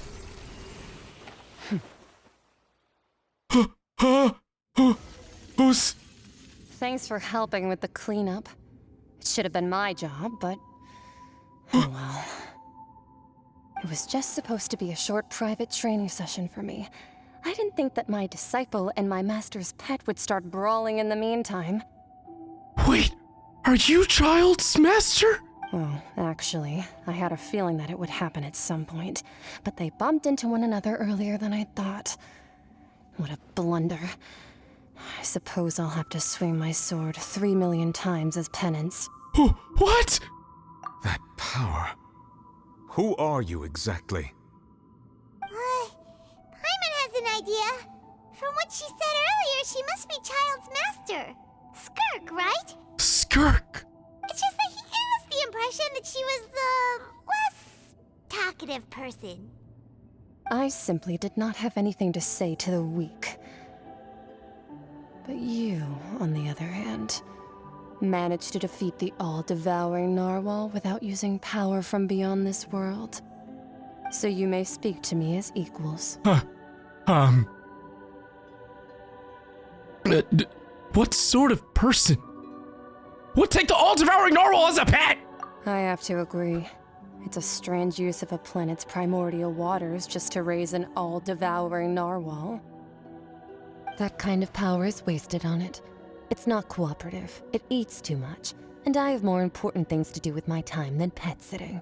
The only thing that creature has going for it is its looks. All in all, it fails as a pet. No kidding! Miss Skirk? I think you might have missed the point. The point being? Well, being that this pet almost destroyed an entire nation. So what sort of person is your master? Well, Childe's master's master. Wait, is that right? Oh, right. So you don't know him. Sorry, I assumed you did. Please enlighten me. His name is Sertologi. Sertologi? Serta what? Huh? Doesn't mean anything. I am unfamiliar with that name. Huh. So Master is insufficiently famous. How should I describe him then? Have you heard of the name The Foul?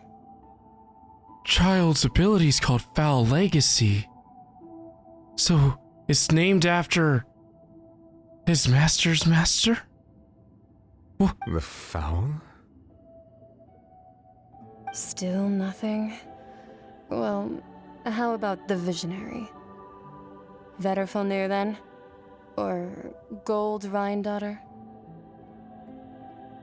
What? Ooh, that one we've heard. Rhindaughter's part of the Hexen Circle. She's Albedo's mom, right? Paimon, how? Oh, so you do know that name. To be honest, I also heard all of those names and titles from my master. I don't actually know them either. But I suppose you understand now, yes? My master is likely a similar sort to Rhindaughter. They are both pursuing some form of perfection. Wait, didn't you also mention a visionary person?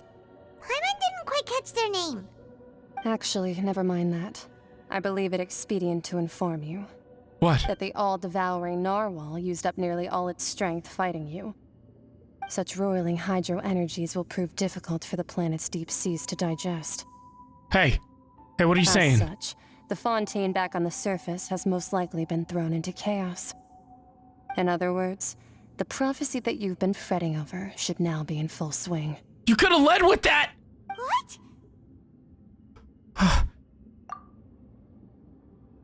The prophecy will surely come true. We knew this, and we accepted it. However... Not to worry. Focalors has already managed to deceive the heavenly principles. In the end, the people will all be dissolved into the waters, and only Furina will remain, weeping on her throne.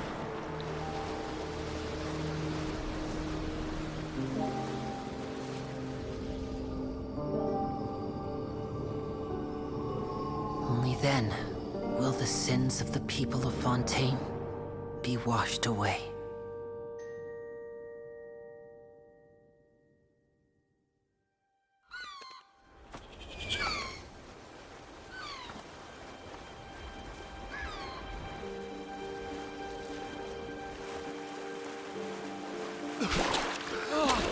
What? Hey! Help! Over here!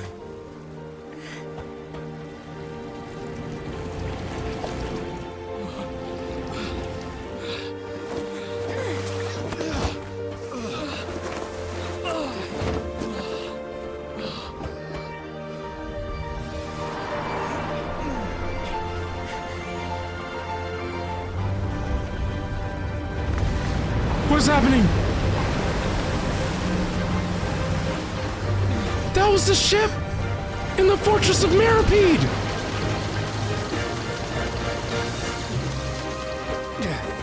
Risley! Initiate emergency rescue! He did it! He restored it! Hurry!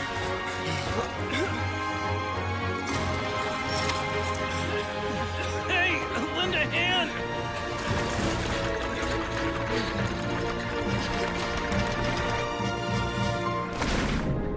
Crimine!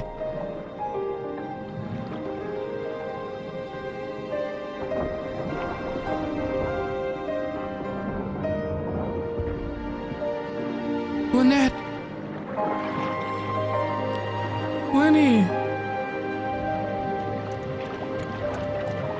They're saving everyone! Look! The water's receding!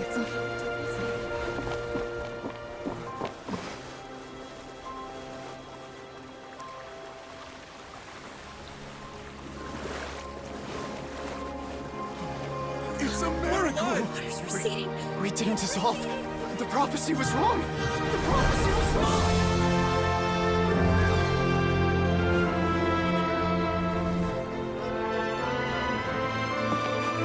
Furina!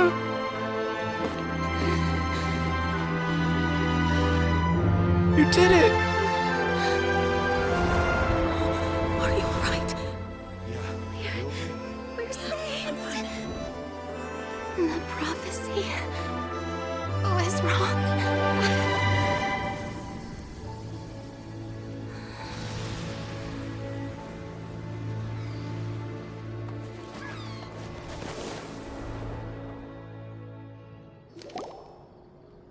The soil renewed. The Spina di Rosula talks post-disaster rebuilding. I recently visited Poisson to meet with Miss Navia, spokesperson of the Spina di Rosula, and we spoke about Poisson's present and future.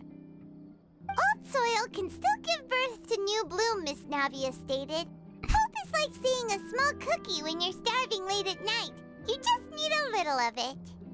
Skyship Winglet, Lunar Brain of the Fontaine Research Institute. The various disputes that have arisen on account of Mr. Edwin have suddenly become a shield over the Institute, with Jurier turning out to be a once overlooked hidden gem. People always call the first researcher mad, but few know what to call the second. And should that latter person achieve a miracle, they would find it all the harder to find a word with which to classify him and his team. Wow! Paimon barely recognizes the people in the reports. Are those really Jurier and Navia? They sound like real big shots. Yeah, they might have been real big shots from the start. What do you think? Pretty enthralling, huh? The Steambird's idea was pretty simple. With the disaster just having passed, we would print a free edition packed to the margins with good news to calm people down. The value for these big scoops lies in their inevitable follow-ups. We'll publish further reports and go into the stories behind those people. Edwin's assistant, Jurier, created a true flying ship, while Navia is leading people in the reconstruction of their home. I'm sure that these stories could draw even your well-traveled eye. The articles do make me curious about how things will play out. Paimon's curious too! Wait a minute. Didn't we watch everything happen from start to finish? What's there to be curious about? And that's exactly why I'd like you to come conduct interviews with me. You're the best incubators of news, if you haven't noticed. And also, with you around, I'm sure I'll get to see that Duke. Are you sure? Hasn't he turned you down several times already? Oh, this time will be different. Come on, let's head to Poisson first, and then make a trip to the fortress. There are some things you'll only know when you get there.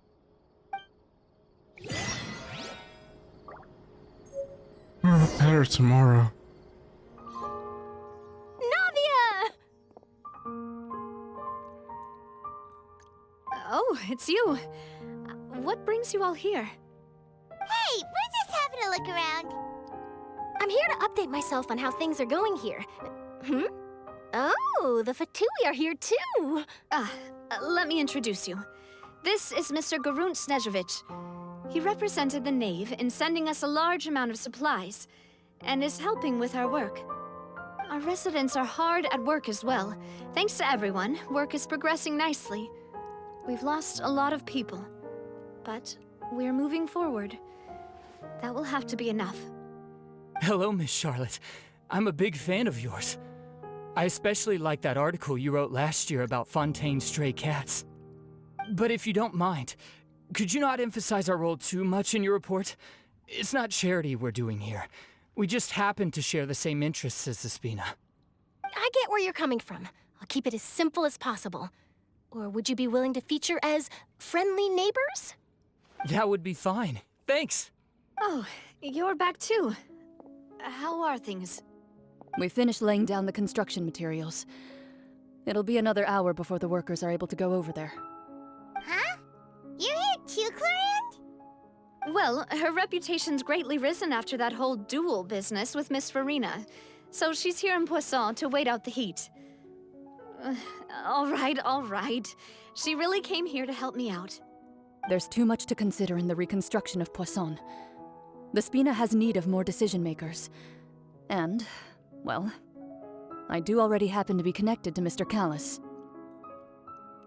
Oh, wait just a moment. Do you mind me asking a few questions? You know, about how you felt before the duel, about what it was like facing down a god.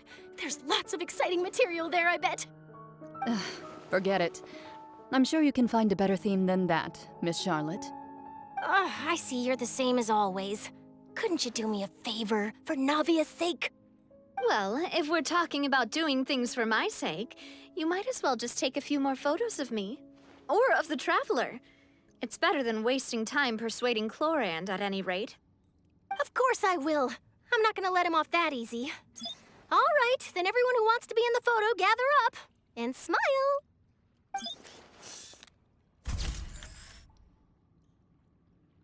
How did it go? Was it a good shot? Did Paimon look cute in it?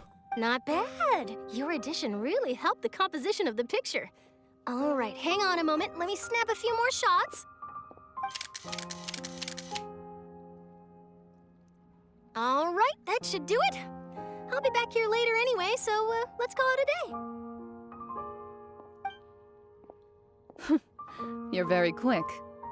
Speed is of the essence when it comes to the news, and freshness is the key. Also, not to brag, but I'm pretty good at building connections. Who knows? I might eventually get that interview with you after all, Miss Chlorand. Wow, you really do have that never say die spirit. I'm impressed.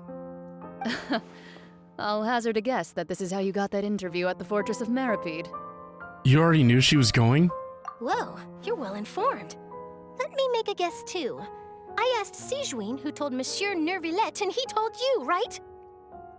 That's a very complete information chain. In truth, all Monsieur Nervillette asked me was, when did the fortress become so friendly towards the media? I told him that it was best not to speak too soon. There's no guarantee that Ridesley will make a personal appearance. You're right. I've got to treasure every moment I have with them. In which case, I'll be making a move first. Stay safe now. And tell me if you hear anything interesting. I'll treat you to afternoon tea in exchange.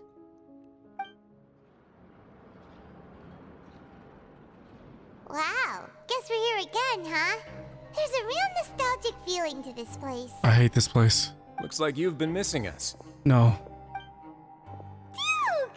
Did you come all the way to the entrance to greet us? Thank you. You saved me some time. Of course. I'm here to welcome you and our dear Miss Charlotte, whom our good head nurse recommended to me.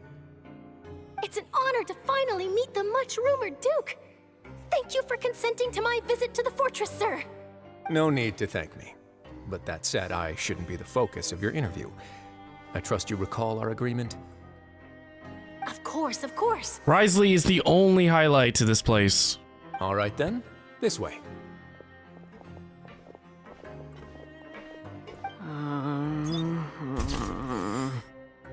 Come on, you're supposed to smile. Would y'all kiss already? Hey, no need to be so nervous. I've already taken all the photos we need.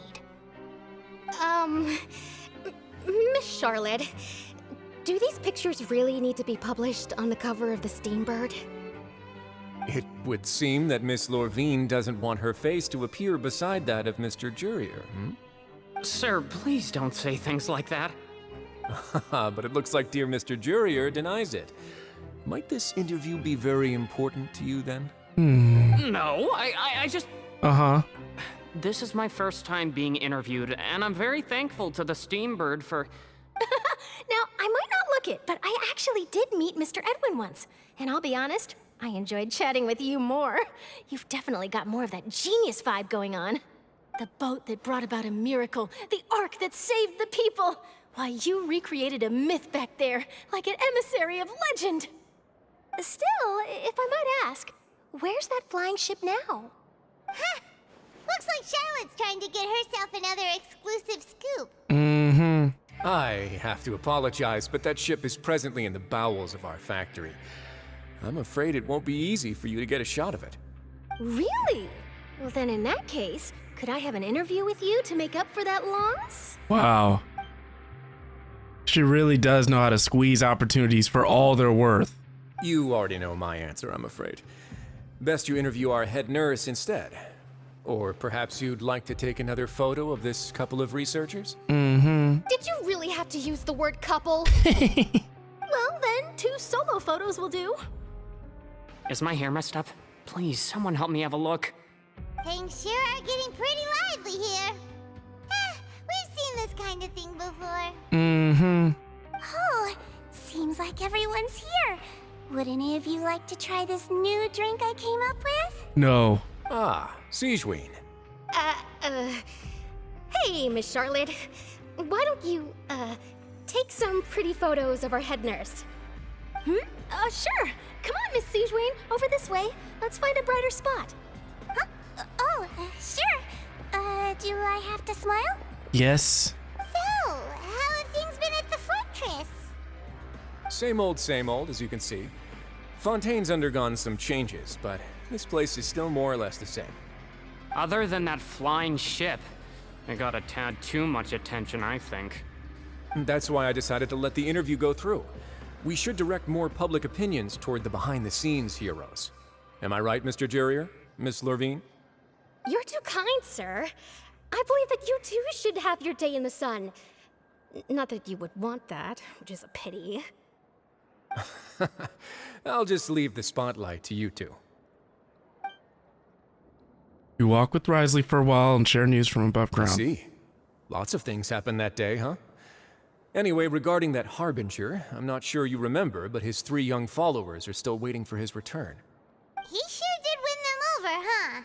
I'll tell them that there's good news and bad news. The good being that their boss seems fine, and the bad being that they must face extended sentences for abetting his escape. Oh, actually, what about you? Are things gonna change for you too? What change can there be? The fortress will keep chugging along, and so will my duties. As to what Miss Furina's departure will mean for the nation, and if our laws and governance will be transformed, we'll leave those to the folks in the overworld. Hey everyone, the photo shoot's done. Good. In that case, let's call it a day here. Thanks for your cooperation. Come on, Traveler, let's go. Till next time, everyone. There'll be a next time? Maybe. Who knows? I might write a story about the underwater factory next time. Until then.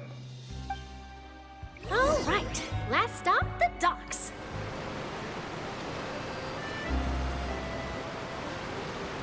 I didn't see them! They really are here! How did you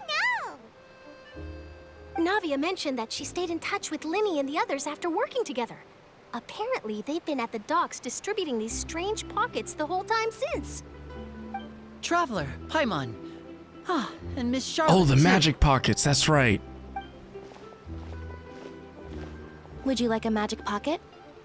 What sort of gadget is it? It's a wondrous bag that can be used to carry many things. The water level has returned to normal, but if you see any of your things floating around, you can use this to carry them. Or you could trick a friend into doing it for you. Trick a friend? I wonder which of my friends would fall for that.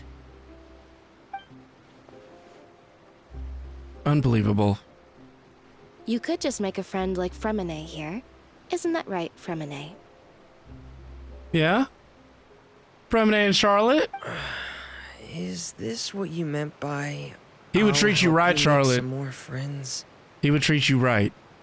To be honest, that sounds pretty sweet. Could I have your contact, please? Because, see, she's the extrovert, so they would balance each other out because he's the introvert. She would help him come out of his shell some more, so. Sure. Please, write down my address. Yeah. Lynette sure is working hard to help Fremine socialize. Yeah. He was the one who proposed doing this. He Proposed? even wants to assist in our magic shows. Sounds like that would suit him. Yes, I was planning to first introduce Pear as an assistant, and later Fremine himself. In the future, I think we can leave underwater escape magic to him too. Look at that. That said, would anyone want to see a diver escape underwater? I mean... Oh, it'll work out. Every journey begins with the first step. He'll become a part of our show eventually. Lynette, could you come over? Miss Charlotte says she wants to take a picture of us. Got it. My, that Charlotte is rather perceptive. She got rid of everyone the moment she realized I had something to say to you. So, how have things been, Traveler? I'm a mess. Father says that you did a great deal during the latest events. You have no She's idea. very grateful for your contributions to Fontaine. Oh, she better be. That's alright. We were more than happy to help. So, what's she doing now? Oh, I guess you haven't heard. Well, after Lady Furina left, Father and Monsieur Nervillet opened negotiations, during which he gave Fontaine's gnosis to her as a diplomatic gift. He did what? A diplomatic gift? A gnosis? Are you kidding me? Yes, I was quite surprised at first myself. But when I thought it over, there were actually a number of things going for it. Oh my... It could have been done as an apology for the incident with Lord Childe, or as thanks for his help in tying the All-Devouring Narwhal down. I told you! This is exactly why we can't trust them! Furthermore, Father did also lend significant aid to Fontaine and Poisson. That's true, but this is a gnosis we're talking about. Doesn't this seem a bit irresponsible? I would agree, but I've also heard that it seems that Monsieur Nervillet has had a significant change of heart regarding the matter. So there's some reason for this that only Nervillet knows about? I suspect you'll have to ask him about that yourself. Ah, yes, speaking of which, I did see him strolling around the entrance to the Fortress of Meripede a while back. I don't believe this. Isn't he real busy and stuff? I'm not going back to the fortress. Time for that. Are you kidding me? You're not doing that to me. Genshin, you're not doing that to me. To the nave, right? What about Childe? They say that he's returned to Snezhnaya to recover from his wounds. I hear that the recent disaster really did a number on his health. Well, I guess I can now call him one of my war buddies. That's true. When you think about it, we've had loads of run-ins with the Fatui. To think we'd be allied with them this time. So shocked by such a simple switching of sides? What? What the? Father! You! Give us the gnosis! Well, what do you know? Come to the docks to see how my children are doing and meet the Traveler by chance. Please do not pay my accomplishments in Fontaine too much mind. I would have done them regardless. Are you going to take the gnosis back to Snezhnaya? That is our duty as harbingers, yes. Don't be too preoccupied with sides. The goal of the Fatui concerns not a single place or person, but the entire world. With such a grand goal in mind, it is inevitable that we must wear many masks. Switching my masks is something I've always done. Will you keep to your position? Well, that depends on many things. No one truly knows what the future holds. What good is honesty if you can't rely on it forever? As for you, I very much look forward to our next collaboration. Good things cannot be achieved alone, and you've proved yourselves to be great partners. Actually, I just remembered something. Please help us deliver this, which is Childe's vision. A vision? All right. I'll remember to return it.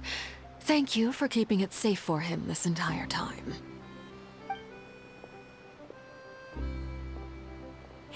that's a wrap for me. Huh? You're... Greetings, Miss Journalist. Hello. If I'm not mistaken, there are diplomatic channels I'll need to report to take a photo of you. That is correct. So forgive me, but I will not be able to serve as a subject in your article. However, feel free to write as much as you'd like about our dear magicians and our upcoming rookie talent. I will. The sea breeze is quite pleasant. I shall continue my walk while the weather remains so agreeable. Farewell. Farewell, Father.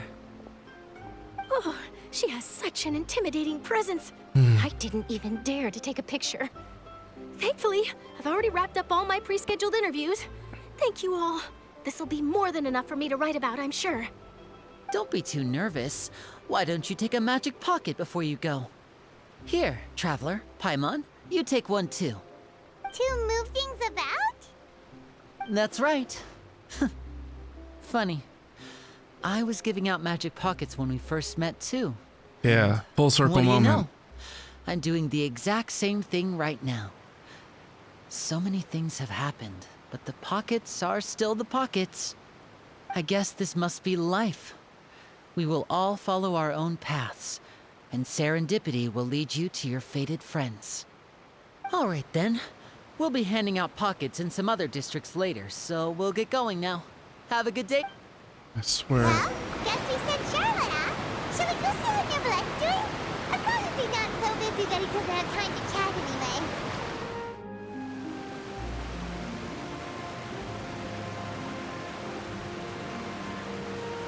So, you really are here, Nibblet. Paimon didn't think you were going to have free time this hour of the day. Really? Oh, I suppose you must have met Mr. Linney. He took the time to greet me earlier when he passed this way. In any case, you came at a good time. I was just considering reaching out to you to set up a meeting, so I may explain some things that I haven't had the time to before. Aw, Paimon's glad that you remembered. Thank you for keeping us on your mind, what with you being busy and all. Alright, let's have it then. How was Fontaine actually saved? The whole business is still quite the mystery to us. It is strange how words can often leave a bitter taste in the mouth when it finally comes time to say them out loud. Nivelet sighs softly before telling you the truth concerning what he saw that day. Focalors deceived the Heavenly Principles and used Furina's endless performance to save Fontaine. So that's what happened? I only saw Furina's part myself. Focalor destroyed the divine throne of the Hydro Archon and restored your power to you, transforming you into a fully fledged elemental dragon sovereign. But Paimon still doesn't quite get what you did to save the Fontainians from dissolving. For me, the authority of the ancient dragons refers to absolute control over the hydro element. Oh, so maybe he was able to filter the water. Fontainians were incomplete humans born of Egeria's use of the power of the Primordial Sea, with constitutions similar to that of mimics.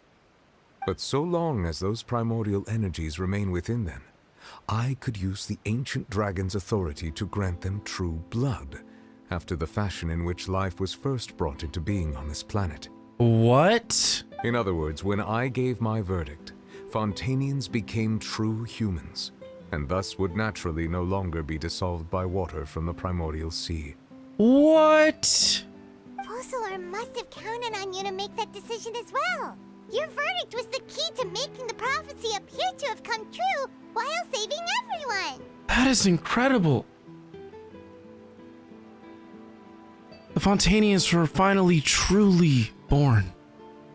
Yeah, and in a manner of speaking, Focalor finally managed to fulfill the original Hydro Archon's wish to turn Oceanids into real people too. It seems from your expressions that you still have more things you wish to ask. Ask away. I will tell you the truth as I know it. I have investigated his case along many avenues, and I have learned that he once fell into an unknown chasm when he was young.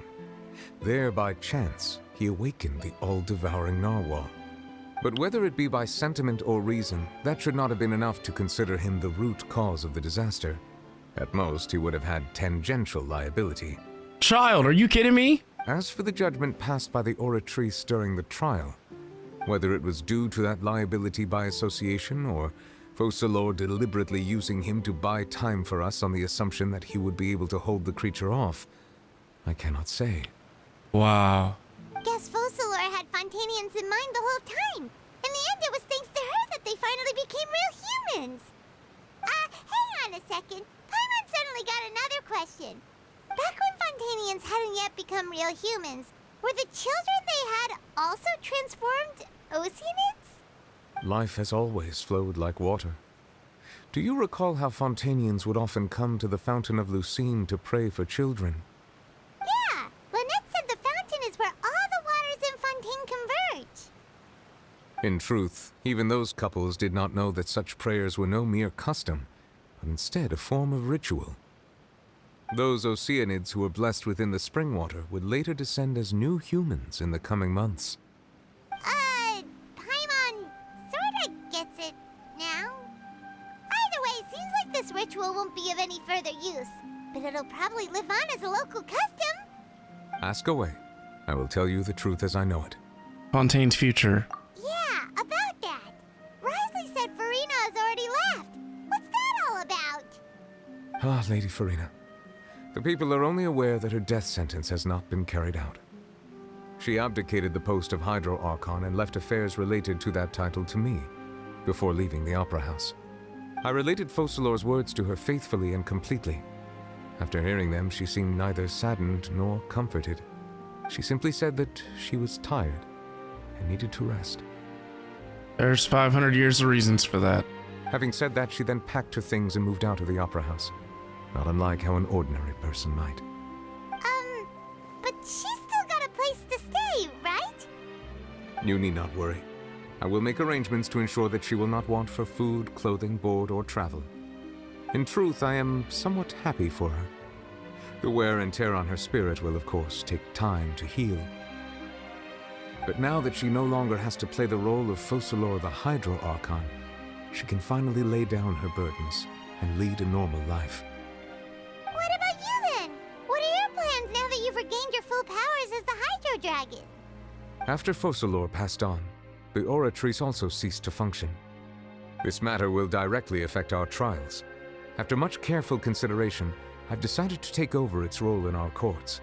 From now on, I shall hear cases and pass verdicts by myself. Looks like you're still considering stuff from the perspective of the Udex, huh? As an elemental dragon, there are indeed many things that I must do. But this power and this duty, in a manner of speaking, you could say that both were granted to me. As such, before I attend to my other responsibilities, I must first and foremost continue to serve Fontaine as its highest judge. The duty of the Hydro Sovereign and the duty of the Udex shall coexist within my person. Additionally, the Hydro Archon's departure has brought about another problem, which is that the Opera House shall no longer produce indemnitium. That's true. That power was derived from the people's faith in the Hydro Archon, wasn't it? Wait, but the various mechs and machines in the city are all still okay. Where are they getting their energy from? As I am now, I have full command over New Musia, and it can serve as a complete substitute. Another reason why I cannot quite leave Fontaine immediately. Wow. This ancient dragon's authority stuff is really quite useful, huh? Ask away. I will tell you the truth as I know it. Oh, that's right! They say you've given it to the knave as a diplomatic gift or something! Leaving aside their intentionality, the two Fatui Harbingers have indeed done much for us during this crisis. Their sole remaining goal in Fontaine, at least at this point, would seem to be the Gnosis. The Oratrice has ceased to function. The Hydro Archon's divine throne is now no more, and I do not need the Gnosis's power. As such, it has lost all meaning for Fontaine. No. No. If the Fatui have impure desires, you were supposed to protect it. Might as well accede to their request now, and avoid unnecessary conflict. What complicated considerations! Paimon thought you were just giving it to them out of gratitude to the knave and as an apology to Childe. Ask away. I will tell you the truth as I know it. Okay, what about the next stop on our journey? You will soon be heading to Natlan, I presume. I'm afraid that I have little talent as a travel guide, so all I can do is tell you what I know about that land. As far as I'm aware, Natlan can be said to be a nation of dragons. What? A nation of dragons? A nation of dragons? You mean like you? No, I suspect that I would not find myself welcome there. Unlike ancient dragons such as myself, the dragons of Natlan have undergone long years of development and evolution. Large numbers of them have entered a form of coexistence with humanity. What? Natlan is also the nation of war. War ravages those lands like an undying flame. There is one other piece of information I got incidentally from my negotiations with the Knave that I believe may be useful to you. The Harbinger known as the Captain has thrown his hat into the endless ring of war. No. The Captain. Sounds like a real tough customer. Seriously, everywhere you look, there's a Fatui Harbinger doing their thing. I suggest that you fully prepare yourself before going to Natlan. In the meantime, Fontaine's doors will always be open to you. Ask away. I will tell you the truth as I know it. Hang on a sec. Paimon's still got a question about the Gnosis. When we spoke to Linny earlier, he mentioned that your attitude towards giving away the Gnosis had clearly changed. We guessed that there might be some reason for it that only you were aware of. No wonder the House of the Hearth is the Fatui's intelligence division. They are certainly sharp. So regarding this specific issue, I was just getting ready to share something with you. What is it? In truth, I exchanged some further words with that lady named Skirk after sending you two back to the surface. It went something like this. Well, we're going to head topside to see what's going on. You hurry over soon as well, all right, Nervalet?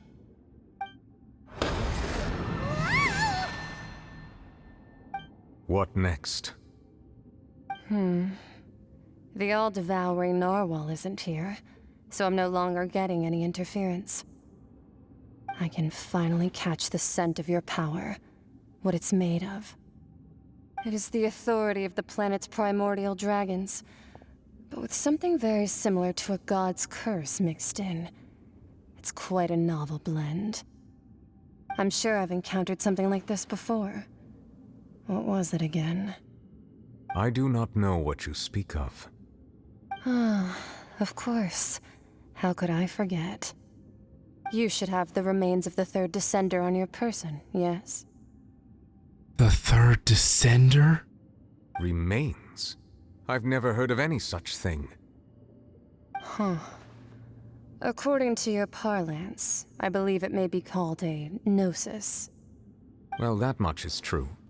After Focalors' divinity faded, she handed her gnosis to me. But I fear I have never heard of it described in the manner that you just did. I've been training with my master, the Foul, ever since I was young, and I have never returned to the surface since. So most of the information I possess, I got from him.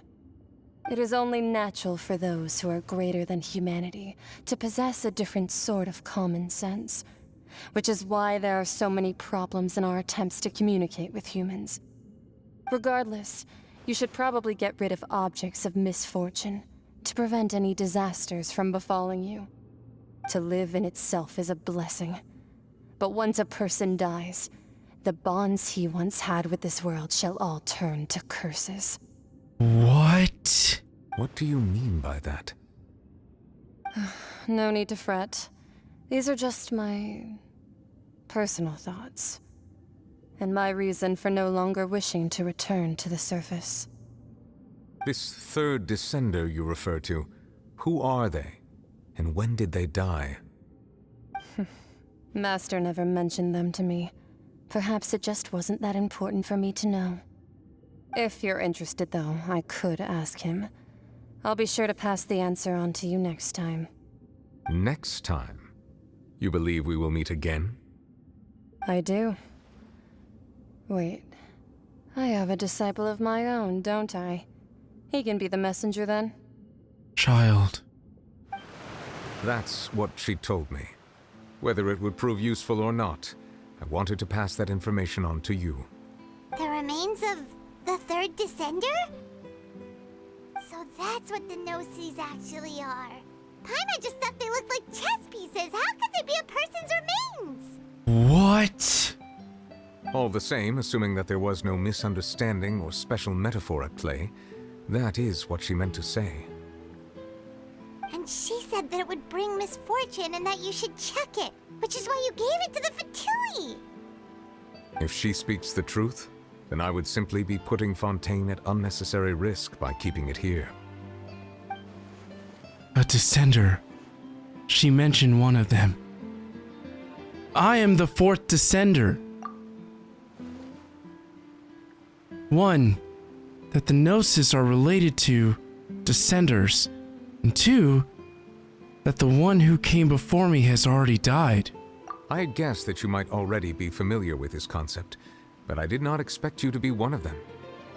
That means that the Gnosis, which are exceedingly element compatible and can even enhance elemental abilities, do indeed come from the third descender. I wonder, does your body also possess similar properties? Like being able to use elemental powers without a vision. That does sort of count as special compatibility, right? No, let's not think about this stuff right now. It just feels creepy.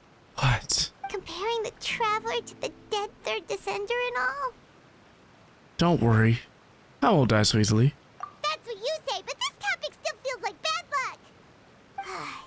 Once Childe recovers, let's get some more answers out of him. Or go look for his master and get the answers that way. I too believe it unwise to make too many blind guesses when information is lacking. The same is true of being at court. All right. Whatever the case, it seems like the crisis here in Fontaine's over for now. Yes. All of Focalors' efforts were for this moment as well. But she sacrificed herself in the end as a god, and she suffered through all those years as a human. Was that really what she wanted? I suppose that would be the mystery of a god's will. Can you understand the will of the gods? I suspect not. But once in a while, I too would guess that if wishes were like the clouds in the sky, they will one day return to the earth as raindrops. Life flows like water, and rain is the final answer. The water levels may sometimes tilt one way or another, but the rain falls fairly upon all. And what, ultimately, is the difference between the rains that fall upon all of us? We did it! We did it! We did it! At the time of this recording, I am completely caught up, Archon story-wise. I can finally, after almost 2 years, participate in all of the latest events and discussions with the Genshin community. The Archon story for Fontaine was incredible. Absolutely incredible. We just finished Nation 5. I assume Nation 6 will come out later this year, probably around August or something. It'll be called Natlan, the Land of Dragons, and it's completely engulfed in war, and it's being led by a Fatui Harbinger. So that sounds incredible. I cannot wait to see what is in store. The Land of Dragons? Are you kidding me? Wow, what a journey. I am an absolute mess. I will see you next time.